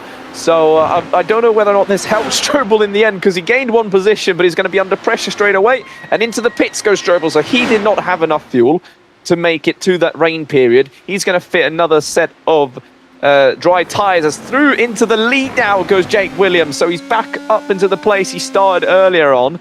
So it has worked out for him with the strategy. Question is, though, how much does Dvorak want to fight him? They have a nice gap down to Thomas Wright, and an even bigger gap then to Luke Smith. So with the rain approaching, it can be beneficial to be the second car in the train, though. But it's whether or not Dvorak feels like he has the confidence, he has the pace to lead this race when the rain hits, because obviously those that were here from Mugello will know that whoever was in the lead went off the track very quickly, but the rain has hit the track now. It's hit the velodrome and the back straight, so into the kink. So now the drivers need to be very cautious of how they're going to be approaching this tail end to the race with only 20 minutes to go. It's going to be slick tyres on a wet track, but how quickly is the track going to lose grip? It's still classified as fully dry, but it's changing very quickly. I mean, even for the guys in the lead, I mean, they're on 8 laps of full push. So if they're going to have a very narrow window to figure this out. I think, in my opinion, I think that they should pit for the wets. I think it's going to, if they could just stretch it out just ever so slightly, they should probably decide of going on the wets. But I don't think Jake's going to pit here. Surely not. That entire track is now raining. It's not going to be wet enough. So to go into the pits just yet. It's very, very light rain at the moment. So it's mostly dry though now, so it is changing lap by lap, and it's going to be, you know, whoever goes first could not actually be the best one either, because yet again, you want to find that sweet spot of when the tires, you know, when the dry tires are going to be slower and when the wet tires are going to be quicker. But and that's the gamble that they have to pay. And I have to say, big respect to iRacing devs for making it so realistic. As someone that knows a little bit of real life racing in the wet, it's the most realistic thing I know, and it's lovely to see that that they've done such a good job with it. So I'm weak for wet racing, is what I'm trying to say. Fair enough. I respect it. It's fun, even just driving home like in the wet. It's a great way to test your skills, and it's gonna be really, really close now, just for everybody at this point. I think it's just they have, if we assume that around that 9 to 10 lap windows when they have to pit for fuel, there isn't enough rain on track to indicate that it will be fully wet, as in the moderate that you were saying. So if they'll really have to make that decision very soon whether they want to make that pit stop or not. Yeah, because I'm looking at, Jake Williams, Dvorak, Wright, Smith, and Harry Ward. They're all on 9 laps now in their stint, so they're approaching that maximum length they can go on the fuel. It's still very dry on track, and now into the pits, in fact, goes both the race leaders. Is it going to be wet tyres, though? The track is not wet enough for wet tyres, and, I'm looking at the radar. We are just approaching that big rain period that we're going to have, but as you can see, there's no rain in the pit lane. This is going to decide the race pretty much right here. Who wants to go first? Who wants to go on wet tyres? Who's going to budget? Or who's going to stay out on the dries? 17 minutes on the clock. There's still... Do not go anywhere, everybody. This is going to be spicy to the end. And on top of that, too, I think if he goes sauce. And there's wet tyres. I see wet tyres with Dvorak. So this is the gamble, though. Williams out on slick red ring tyres, Dvorak on blue ringed wet. Oh, man. So Dvorak is going to lose a lot of time now initially. Track is still mostly dry, but this is the gamble that I think he had to take here, because the rain is only going to get more and more intense. It's just a matter of how quickly will the track become wet and not suitable for dry tyres. It's going to be so close. As you can see there too, like even the cars are just slowly beginning to just spray off the back. Sorry, that was a T-ball going off track. So you see the grip is decreasing by the minute. It's very lightly wet now, the track. So the wet tyres, they might have been the correct decision from Dvorak, as you were saying earlier with the spray. Down the inside goes Williams. He's gone deep though, so the grip is decreasing.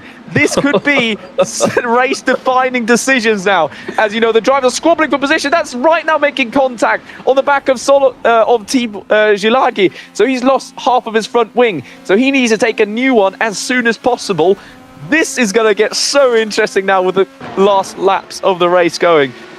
Where is Dvorak in all of this? There he is on our screen. And there's big contact into the August movers. And that's one of Thomas St. Cons as well. So that shows exactly how wet the track is at the moment. Spray's being kicked up everywhere. And, 2 meatballs. Muller out. Rubens out. And that's, oh my God, Luke Smith taking avoiding action. There's carnage everywhere now. It's who can keep it on track into the pits now. Goes both the M-Plower cars. A lot of drivers opting to go straight into the pits. Wet tyres on all of them. But Jake Williams, he stayed out. Oh, that's a strategy and a half right there. I think if he could get it around, I think he might actually win a little bit of time. Every single car is in the pits. Dvorak must have made a ton of positions from that as well. Oh, that's one of the Thomas N cars going back. Oh, you just see how close these guys. There is Dvorak. He's on the wet tyre. He's not gaining time, though. He's been out-dragged by Harry Ward, and round the outside goes Thomas Wright as well. So it's all but off the track goes. That's Harry Ward as well I was just talking about. So it's so treacherous right now. The spray's getting worse and worse by the lap. I don't think that it's wet tyres just yet, but it's just whether or not can Williams keep it on track. Ah, man.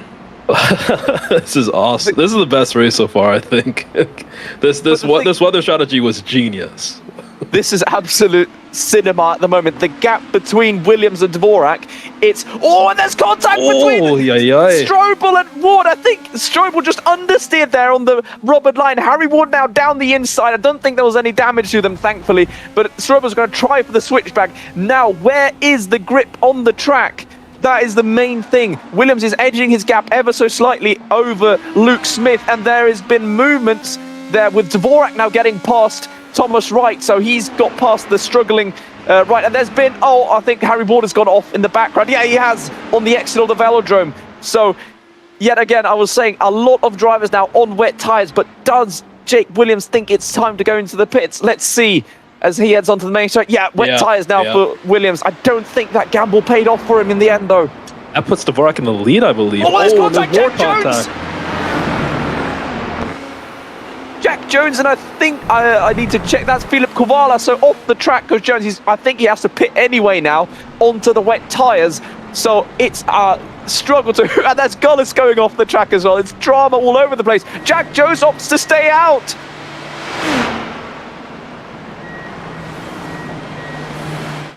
Sorry, that Jack Jones is on wet tyres. I thought those were hard tyres, but no, he's actually on the correct tyres, so there's no reason for him to pit whatsoever. He's in a podium position at the moment, but that front wing damage is going to slow him down ever so slightly. Now that Dvorak, he has inherited the race lead, so the gamble paid off for him. Williams is going to rejoin in 6th position.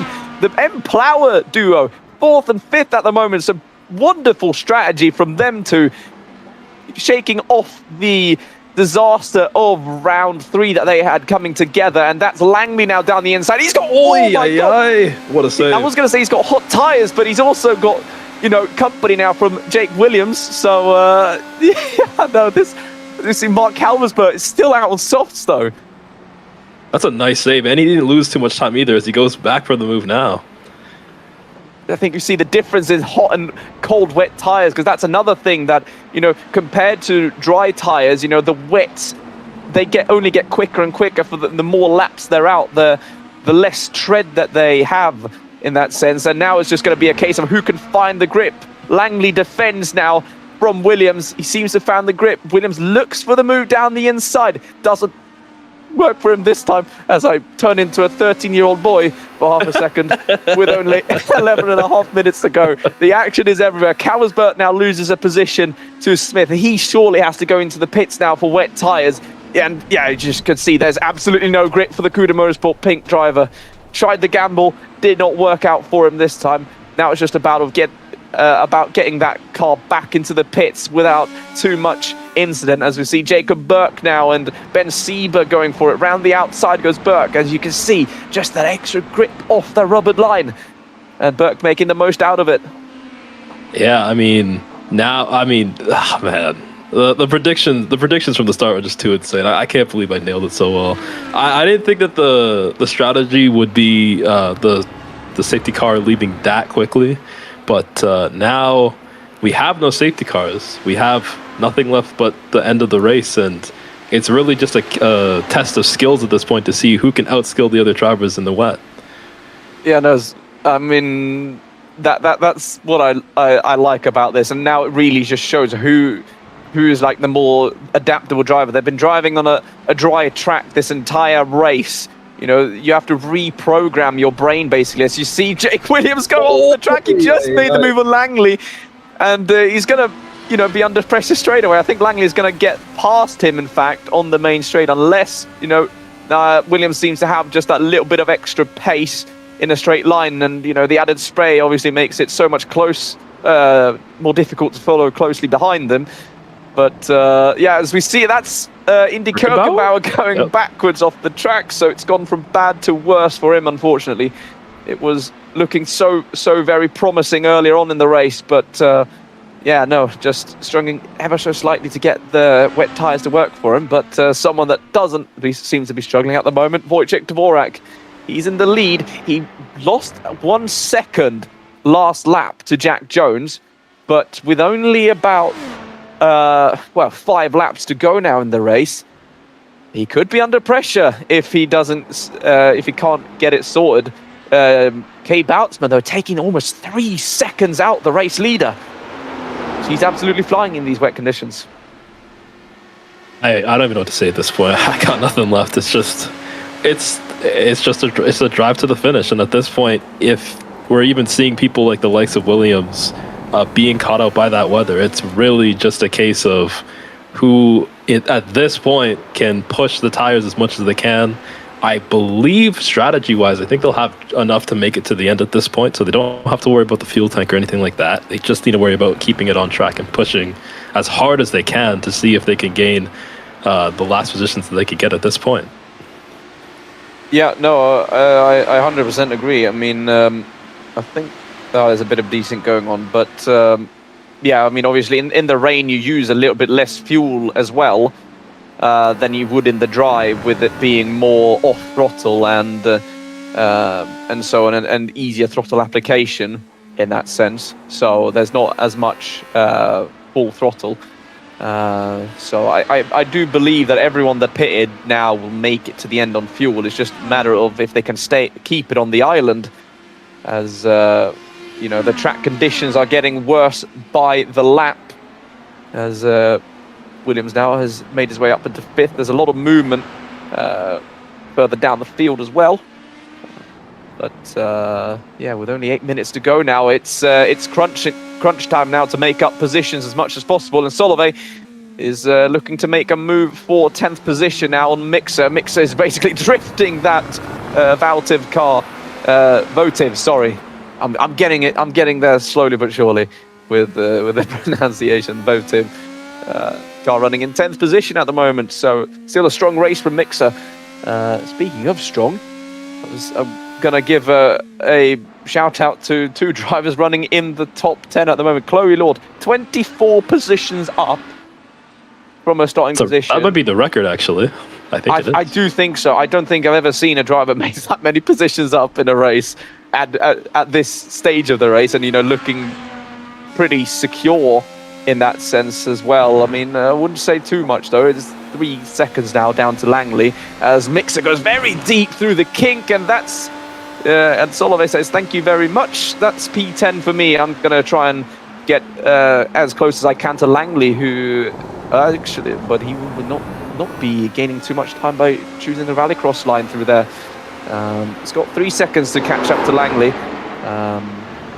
But with these conditions, I mean, it's anyone's game. 6 minutes to go, 4 laps more or less left of this race. Dvorak at the front of the pack. The second driver was going to shout out as well. Milan Vogelsang, 21 positions up, running in 3rd place at the moment, as we now ride on board with what happened with Mixer through the kink, and, you know, turning in, and what a big snap of the rear. Wonderful save from Mixer. Crazy save right there. Nice stuff.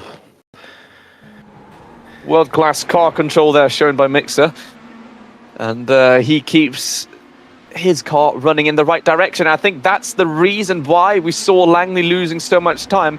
He has front wing damage on that Thomas Eng car, so he is under threat from not only Solovey, but Mixer, and Smith is not too far back either. So unless he gets the pace up, it's going to be very tight between them. Lord, though, not too far behind the reigning champion, though, running in 6th position at the moment.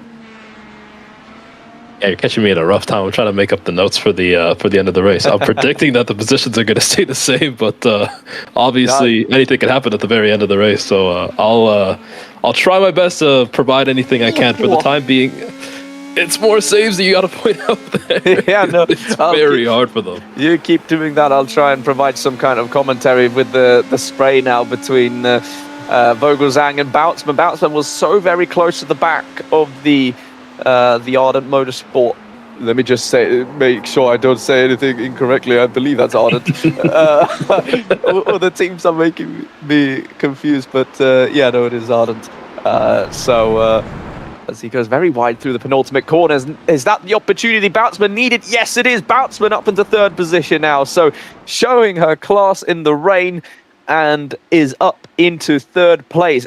She was actually running a whole second a lap quicker than Vogelsang last lap out, and on the push to pass instantly, but Vogelsang does not want to let this one go, though, down the inside into turn 1 with about 3 laps to go now, as we see that big puddle now starting to form on the inside and the outside of turn 1, and that's something that the drivers need to be paying a little bit extra attention to as well, not to catch themselves out, because they basically just pulled the car into one direction, and it can hurt you a lot in the end, though. So, but this battle still continues, though, between for the last place on the podium this evening. Vogelsang does go defensive, leaves just a little bit of a gap, cuts across, though, forces Kane to go wide and onto the damp part, the very, very wet part, and goes off the track. Didn't lose too much time, though, but just the aquaplaning is enough to force the M-Plower driver to go off the track and take avoiding action, not to go into the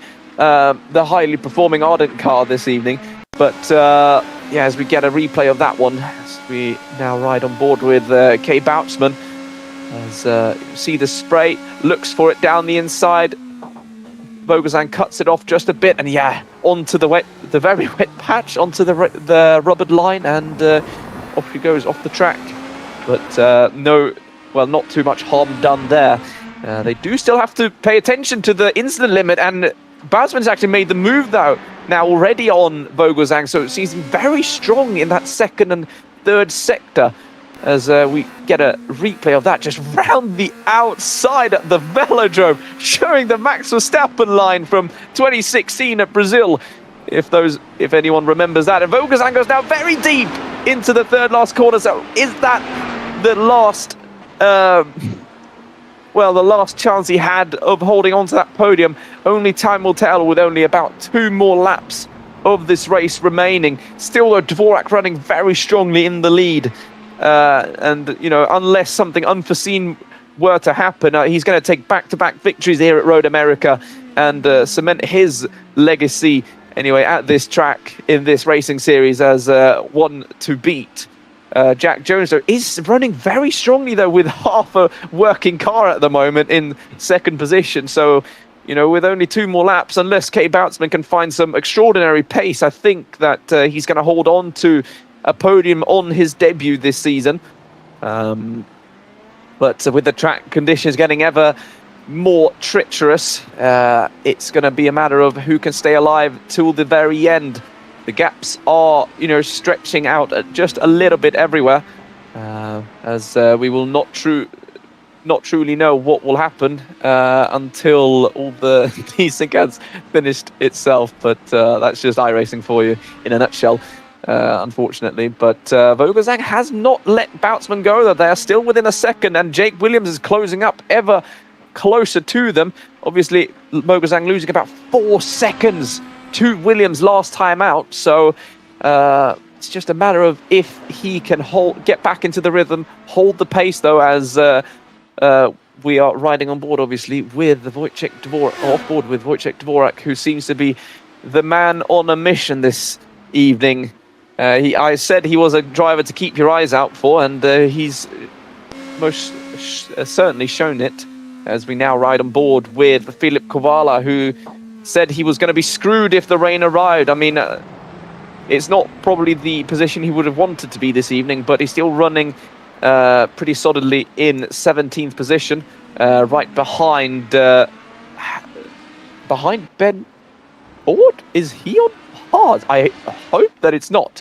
But, across the line now goes Wojciech Dvorak to start the final lap of round 4 here in IES, and he's stretched his gap now to 10 seconds to Jack Jones, taking out another 1.6 seconds to his nearest rival this race. And, like I said, there is, unless something unforeseen were to happen, he's going to be taking the victory this evening in dominant style, I have to say, once the rain arrived. So no one will be able to take that one away from him. But the battle for the last podium position is still very, very close, though.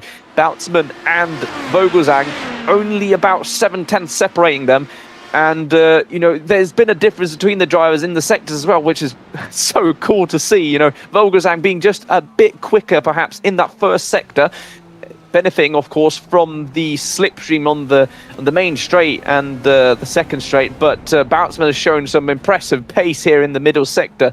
Especially, we saw that wide line through the velodrome, just going off the rubbered line, finding that little bit of extra grip now, as Vogelsang is putting everything on the line here to try and get that podium position back. He's going to go down the inside. Oh my god, I thought they were going to collide.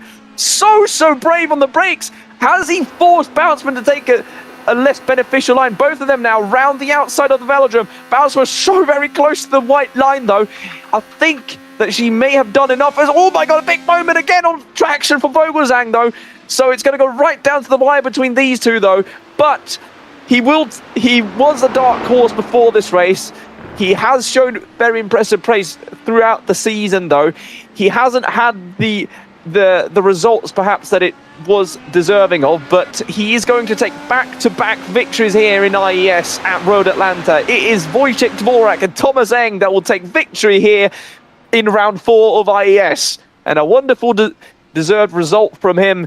And across the line as well in second place, just a little bit further behind, is the stricken car of Jack Jones. Vogelsang fighting the car all the way to the end, but it is Bounceman that's going to bounce back with a brilliant P3 result as well. Vogelsang, as there's a photo finish between Aefting and Lord. Who is it going to be? I think it's Aefting just at the line.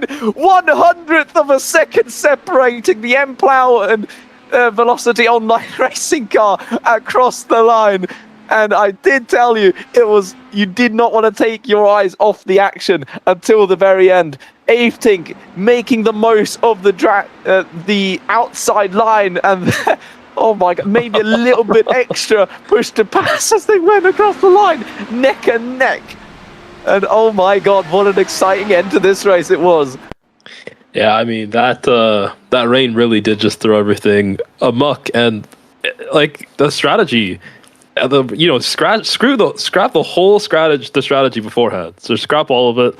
The only strategy that mattered was when that rain came out, and Wojtek made the strategy of a lifetime, as well as Jack Jones and Kate Boutsman. They both just made the right call, and it was a 50-50 chance on whether they really wanted to see if they could hang it out on the wets or switch to the wets or hang it out on the dries, and they made the call to switch onto the wets, and it paid off brilliantly for all three of them. Yeah, and that's the beauty as we now again watch this wonderful photo finish between Aefting and Lord. Lord will be absolutely gutted not being able to hold on to P6 at the end, but I mean, P7 is still a very strong result for her, as you know. That is what separated them not even half a front wing.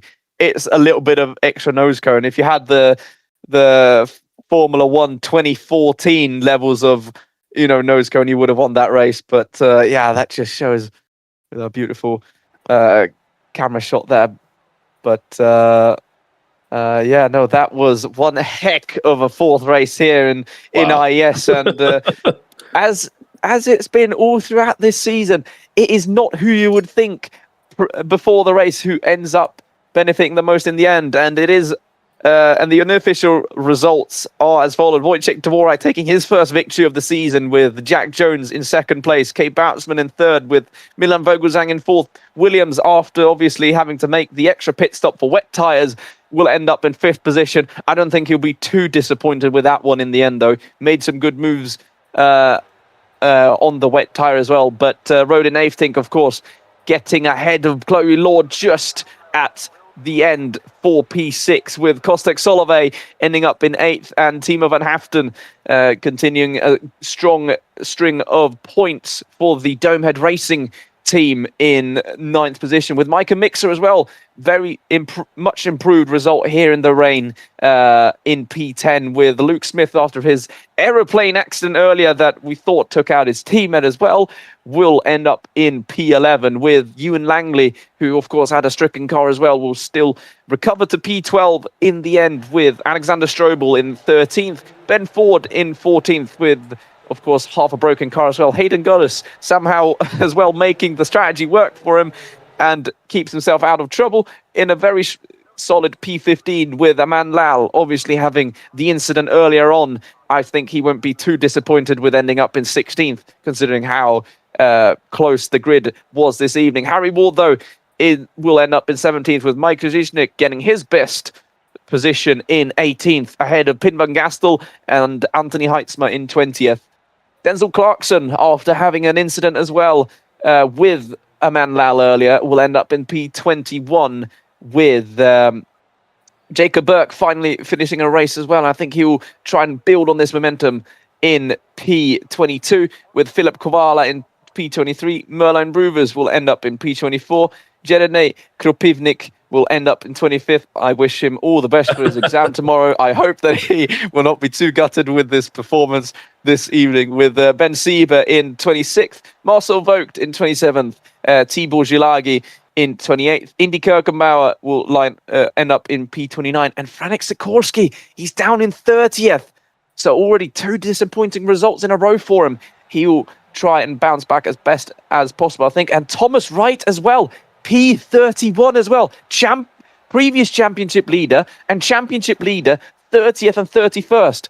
So again, anything can happen in this championship. Do not think anything else. But it's going to be Kalversberg in 32nd. Isaac Fairweather, P33 for him in the end. Again, not getting the result that the pace showed, with Kevin Muller in 34th, David Payne 35th, Kieran Hendricks in 36th, and Mike Fowler will end up in P37. But with that said, we're going to go straight into the interviews, because we've had plenty of action. Let's hear it from some of the drivers, and hear from a familiar face that we haven't spoken with for a while, though. Kay Bouchman, though, what a wonderful recovery from your side. I mean, just quickly speak us through it. How did you end up in third in the end? I wish I knew myself. I'm very happy. I'm still a bit shocked, because after the last yellow, I accidentally pitted a lap too early. The pits were still closed, so I got end of lined. So I started from after the last yellow from P32, and then I scythed my way through quite a bunch of the grid. Did an extra lap in map 8 to get that extra lap to truly get the wets going earlier.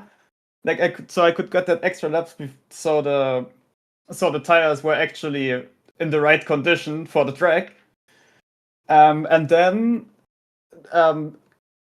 after everything shakes out, we are in P4, and then I have a very great battle with Vogelsang.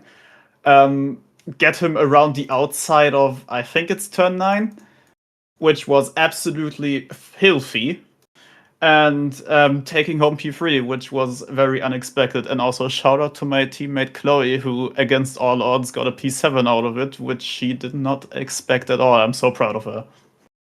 Yeah, no, a very strong result from both of you. I mean, obviously bouncing back from the disappointment of Charlotte, where we saw both of you actually come together. So, I mean, it will definitely give you guys a bit more confidence as well as the season progresses. But I mean, if my information is not wrong, I believe you made the correct choice to go for the wet tire as well at the last pit stop. Correct me if I'm wrong on that part, but right. Was that the only thing on your mind, or was that teetering possibility of maybe staying out on the dries ever a consideration for you? No, not really. My biggest concern was at the last yellow, making sure we can one-stop this to the end, and preferably so that we can instantly switch to the wets, because that extra stop that some people had to make, I knew that would have been greatly detrimental. So we pretty much built a whole strategy around getting that last pit window right. Chloe had a far easier job because she was hitting fuel numbers you wouldn't believe, but I had to make a lot of overtakes, so I was a lot on the button and a lot on higher fuel maps, which cost me a lot of fuel. So the last lap I was absolutely just cruising map 8, clutch coasting just to get that thing to the pits. And it was risky, but I knew it. I had to do it, because otherwise it would have just cost too much time being on that extra lap on wets when the conditions were not ready for it. And it worked out in the end. What else can I say to that? I'm very happy. Yeah, no, you should be that as well. I mean, the strategy paid off, and the teamwork as well between you two certainly made it a lot easier for you two as well in the end. And I mean, before I go into any more rambling, I'd let Jaeden put in a word or two if you've got anything you want to say. Yeah. How what was the reaction when you dodged that biblical event of Luke going into the tornado mode there? I got a 4x for that. I got netcode hit. I barely dodged that, even going at the right way. The vortex already breathed at me there. I was very fortunate, but I think I did all I could in that situation, and I got away with it. So I'm just glad I'm still alive. Yeah, it should be. You got away with that one, and I mean, it definitely helped you in the end, being a little bit more cautious there and making the strategy work in the end. Last couple of things that I've got on my mind. Obviously, next time out, we have one more week before we go on yet another break week. Round 5 is the Makoni Setup Shop Indy 250. We're heading back to Indianapolis. Obviously, you did not get to kiss a brick last time out, but is the win still on the cards for you there, do you think, or has the brick been ordered yet? Well, if you're not going for the win, like, I always want to be the quickest, I always want to improve, I always want to find that extra bit. So, of course, I want to aim for the win. I know it's going to be really difficult because there are really quick guys in here, which are definitely quicker than me. So I'd need a good day, they need a bad day, but it's an oval. We've seen in Charlotte what can happen. Like, that must not happen to me necessarily. It can also happen to other people. So I always want to aim for a good result. So I think at least the top 10 I want to aim for, and always aiming for the top. So we'll see where it leads us. Yeah, and that's the strategy of oval racing. You never know it. So many things are out of your control as well. Though one last thing that I've forgotten to do for everyone except probably one driver last time out is you gave a shout out to Chloe just a little bit earlier. Is there anyone else you'd like to give an extra thanks to or a shout out to? Probably to the other lads in Emplower that watched my stream and watched us get that great result. We've had a rough, where it's very up and down the last few weeks, from winning a split of Portimao to like having these horrid first three races. Like, it's been very mixed. So we're taking every great result. We're probably going to do 8 hours of Daytona this weekend. Then next week we're going to do the 24 hours of Le Mans for iRacing. It's like, we have big plans. We're just racers by heart. So we're just gonna try to keep going. Well, that's wonderful to hear. Racers by heart, and taking some of the viewers' hearts, I think, as well, with that performance this evening. So big congratulations to your first podium of the season, Kay. And I'd assume we'd probably speak to you at some point as well later on in the season. So enjoy that one. Enjoy it with your team. And we'll see you in a week's time for the Makoni Setup Shop Indy 250. Thank you very much. I hope I'll be back as well. Yeah, awesome to hear from Kay again. And that was our P3 finisher. Let's drag in our second place finisher, Jack Jones, on debut. Obviously, very quick driver. I did race you some point last season as well when we didn't have a stream, but taking a maiden podium, I think, in IES as a whole. So just speak us through that race from your point of view, because you were basically a little bit of a dark horse, I'd say, up 8 positions, but a very strong result from you this evening. Yeah, I mean, I messed up my quali lap. My last lap, I got a bit dirtier. I think I could have qualified a bit higher up, but yeah. My race pace was pretty decent, I think. I made pretty much every perfect strategy call, to be honest, which really helped. My pace on the wet was decent, but obviously I had wing damage, as you can see, which made the car so understeery. Yeah. I mean, sorry, go ahead. There wasn't much to add. It was literally just a perfect strategy. My pace was decent, but I don't think it was anywhere near third or second. Sorry, it was just the strategy was perfect. No, I mean we spoke to Kay as well, and the strategy was a big part of her race finishing position as well.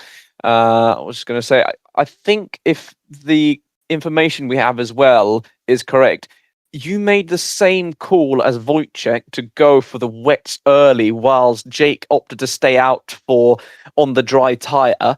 We asked Kay about the tire choice there. Was there ever any consideration from you to stay out and try and do the same thing that he did? Yeah, it was difficult. I was saving a lot of fuel, so I did the extra lap, which was really helpful with making the decision. Because the lap before it was like raining, but then it's kind of stopped for a bit, and then I was like, let's probably go slicks. And then the next lap, where most people pit, it started like raining really heavily, so I just knew instantly just go to wets because it was just like so bad in the last sector. Yeah, no, I mean that we saw a couple of drivers go straight off into the wall. So I mean, it was that 50-50 choice, and I mean it paid off for you brilliantly this evening, and so on. Yeah. I mean, what was the game plan for you this race? I mean, you said that the pace wasn't there for P2, but I mean, we heard Kay and Chloe said that they were fuel saving quite a bit throughout the race.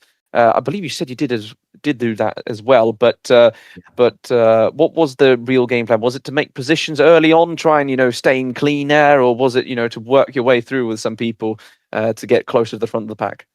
Yeah, I mean, initially I was in V2 with Luke, and we made a big mistake. Initially, we forgot that if it rains, we don't need to go to the alternate tires. So we were going to start on the primaries. We were going to start on the alternates to get them out of the way, and then we didn't really need them. So I just had to be aggressive on the start. I think got up to like P5 quite early on, which was quite helpful. And then I pit under the safety cars, just every safety car approach pit. And then when the last safety car came out, I went to like engine map 5 for like pretty much the entire stint and made sure to get the extra lap out, just like lifting so early. My pace wasn't the best, but it was able to stay close enough, and then just the extra pit stop everyone had to make pretty much because almost everyone went to slicks. Yeah, and that certainly paid off for you very well in the end.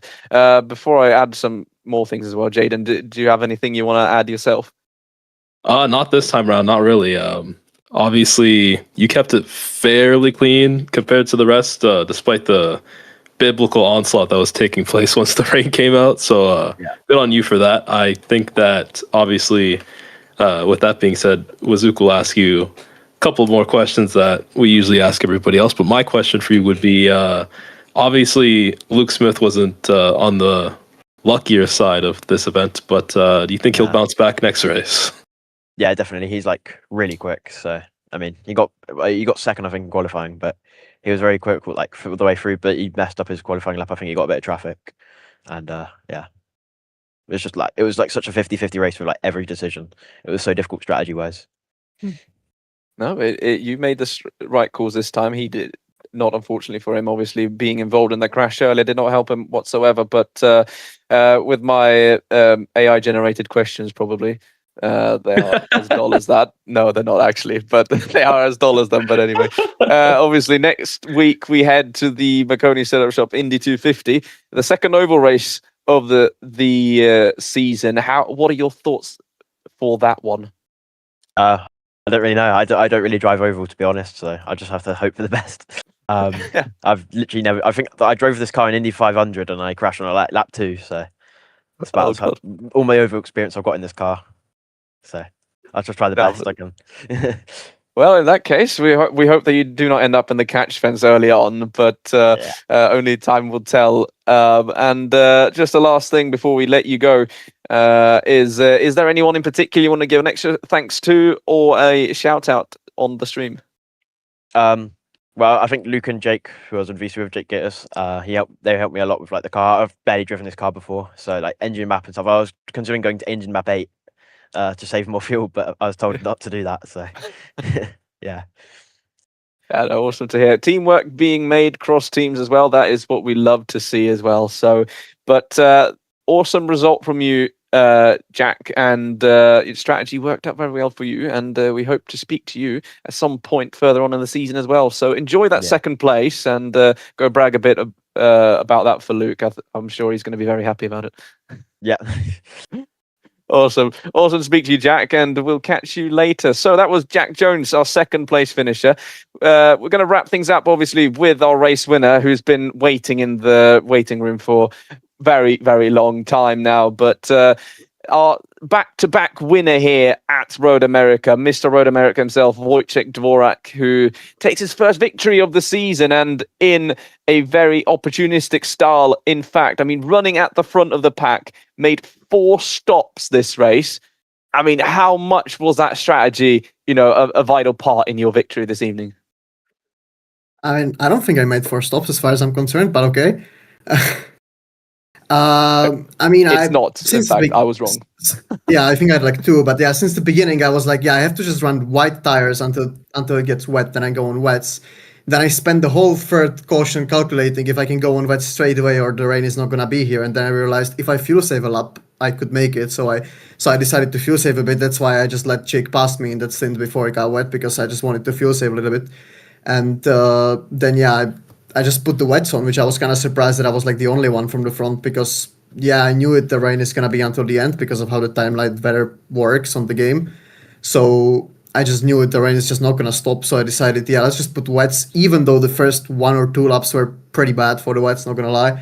But I was like, yeah, if I can just keep it steady, keep it safe, not pin it on the dry, on the wets in the first 1 lap or 2 and don't kill them, I should be able to come in front of all the dry runners, which happened. So yeah, I think the strategy played a big part. I don't think I was the fastest one today.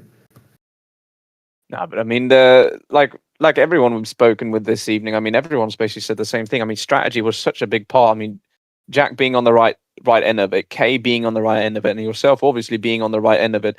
I mean, was there any? I mean, you said that you made a lot of calculations with when it was time to pit or if you could make it on the wets or whatever. But was there any doubt in your mind when you saw, Jake opting to stay out longer on the dries to join him on that front?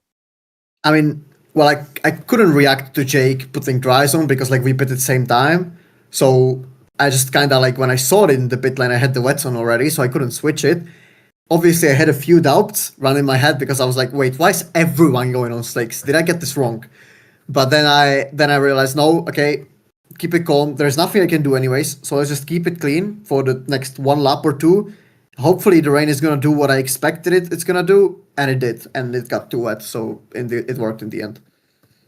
Yeah, no, a gamble very well timed, and I mean, in the end, you ended up all 13 seconds ahead of Jack Jones.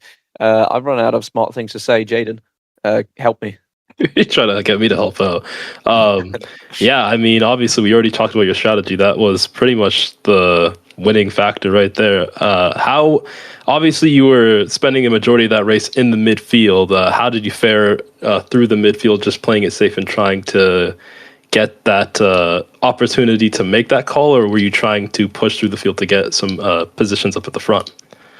I mean, when I started in like P8, I got a quite good start. I think in like first few laps I got up to P4. I tried to stay there even though I made a few mistakes, but luckily Evan didn't go for any crazy moves because yeah, I've reckoned me would be like horrendous for the team. So unfortunately he didn't like go for any scent, even though he could have, because I went wide a few times. And then obviously some people pitted in the second caution and first caution, which we didn't with Jake. We stayed out. So then after the pit stop, when it was the third caution, we came out in like P16 or something, and I was like, okay, yeah, now we have to just like survive, but at the same time we can't lose much time, because if the front pack gets a solid gap, it could be a problem, because at the time I wasn't entirely sure if it's gonna be just 1 stop till the end. So I just tried to get a good restart, which happened. I think I feel like I gained like 5 or 6 positions in the first 2 laps after the restart, and then I just tried to keep it safe, pick the positions one by one when I get close, and yeah, luckily everyone raced very well today. I would have to say like the racing was very clean, very fun. Like the restart was amazing. I really enjoyed all the battles, and yeah, I just did my thing and it worked out. Yeah, awesome to hear. I mean, as well, that the racing was good as well. We saw it from the commentary box as well. I was rather surprised that we didn't see more airplane crashes this evening that we've seen so many times before. But with all that said, again, I've got my last 2 things I want to point out. Obviously, we returned to an oval and to Indianapolis. for the Marconi setup shop Indy 250. I need to bring up the result for myself to just double check, but it was an okay result for you last time out in Charlotte. But how are your thoughts going into a bit of a more traditional oval in that sense, with more high speed action, perhaps a bit more teamwork being involved there? I mean, I'm not really an oval racer, if I'm being honest. Like, I only do ovals basically in this league. I barely do any ovals apart from this, so I never feel really like confident there. Like, what I just do there is just, yeah, let's just survive and see what happens, which I did at Charlotte, and it kind of worked out. I mean, I got P8, which, considering I have like no base there and I have no clue how to race it, it's good. I just try to like keep it clean, stay out of trouble, don't fight for positions when I'm not confident in the car, which on Charlotte I really wasn't, to be fair, because like whatever I tried with the car, it always was a bit sketchy on that front stretch, like, which is like a straight, but it's not a straight. So yeah, on ovals, I think it is going to be very similar. I don't know, haven't driven it yet, but yeah, I think it's going to be very similar in terms of strategy. Just try to keep it clean, collect some solid points to not lose much, and just, yeah, survive the race and see what happens. Maybe a lot of chaos and get another solid result.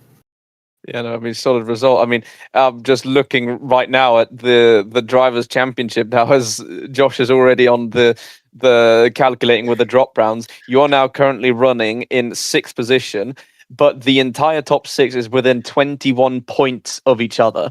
So it's going to be very tight, and I think every single point is going to be very important. But one last thing though, before we let you go and celebrate your race win, is there anyone in particular you want to give an extra thanks to, or a shout out on the stream?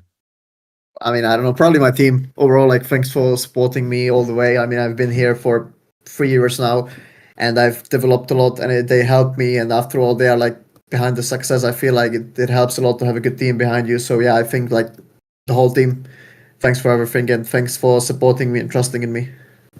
Awesome to hear from you, Wojciech. And if you continue this pace, I mean, you are a real championship shout at this stage. So let's see whether or not it helps you to surmount a championship bid. Only time will tell. But awesome to hear from you this evening. And obviously, best of luck for the championship going forward. And now it's just about to go and celebrate, open the champagne, and we'll see you in 1 week's time. Thank you. Have a nice evening, guys.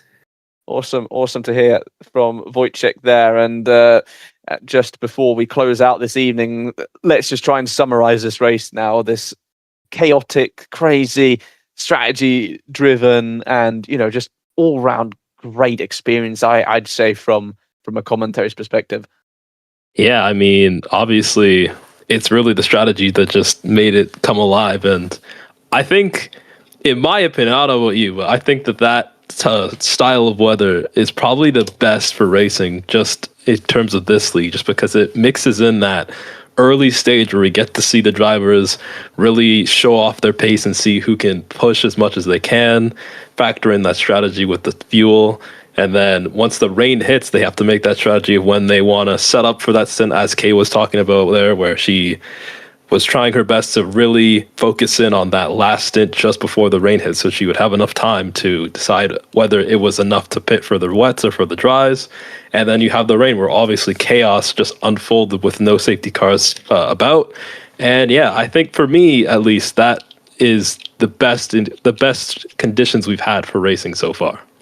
I could not have summed it up better myself. I mean, like I said, when we had, I think, that last safety car, when that rain hit, the running order would not be the same. And without having 100% solid proof of it, I can basically guarantee you that we would not have seen a finish in the same way that we did this evening if the rain wasn't there. So, I mean, it worked out very well in the end, though.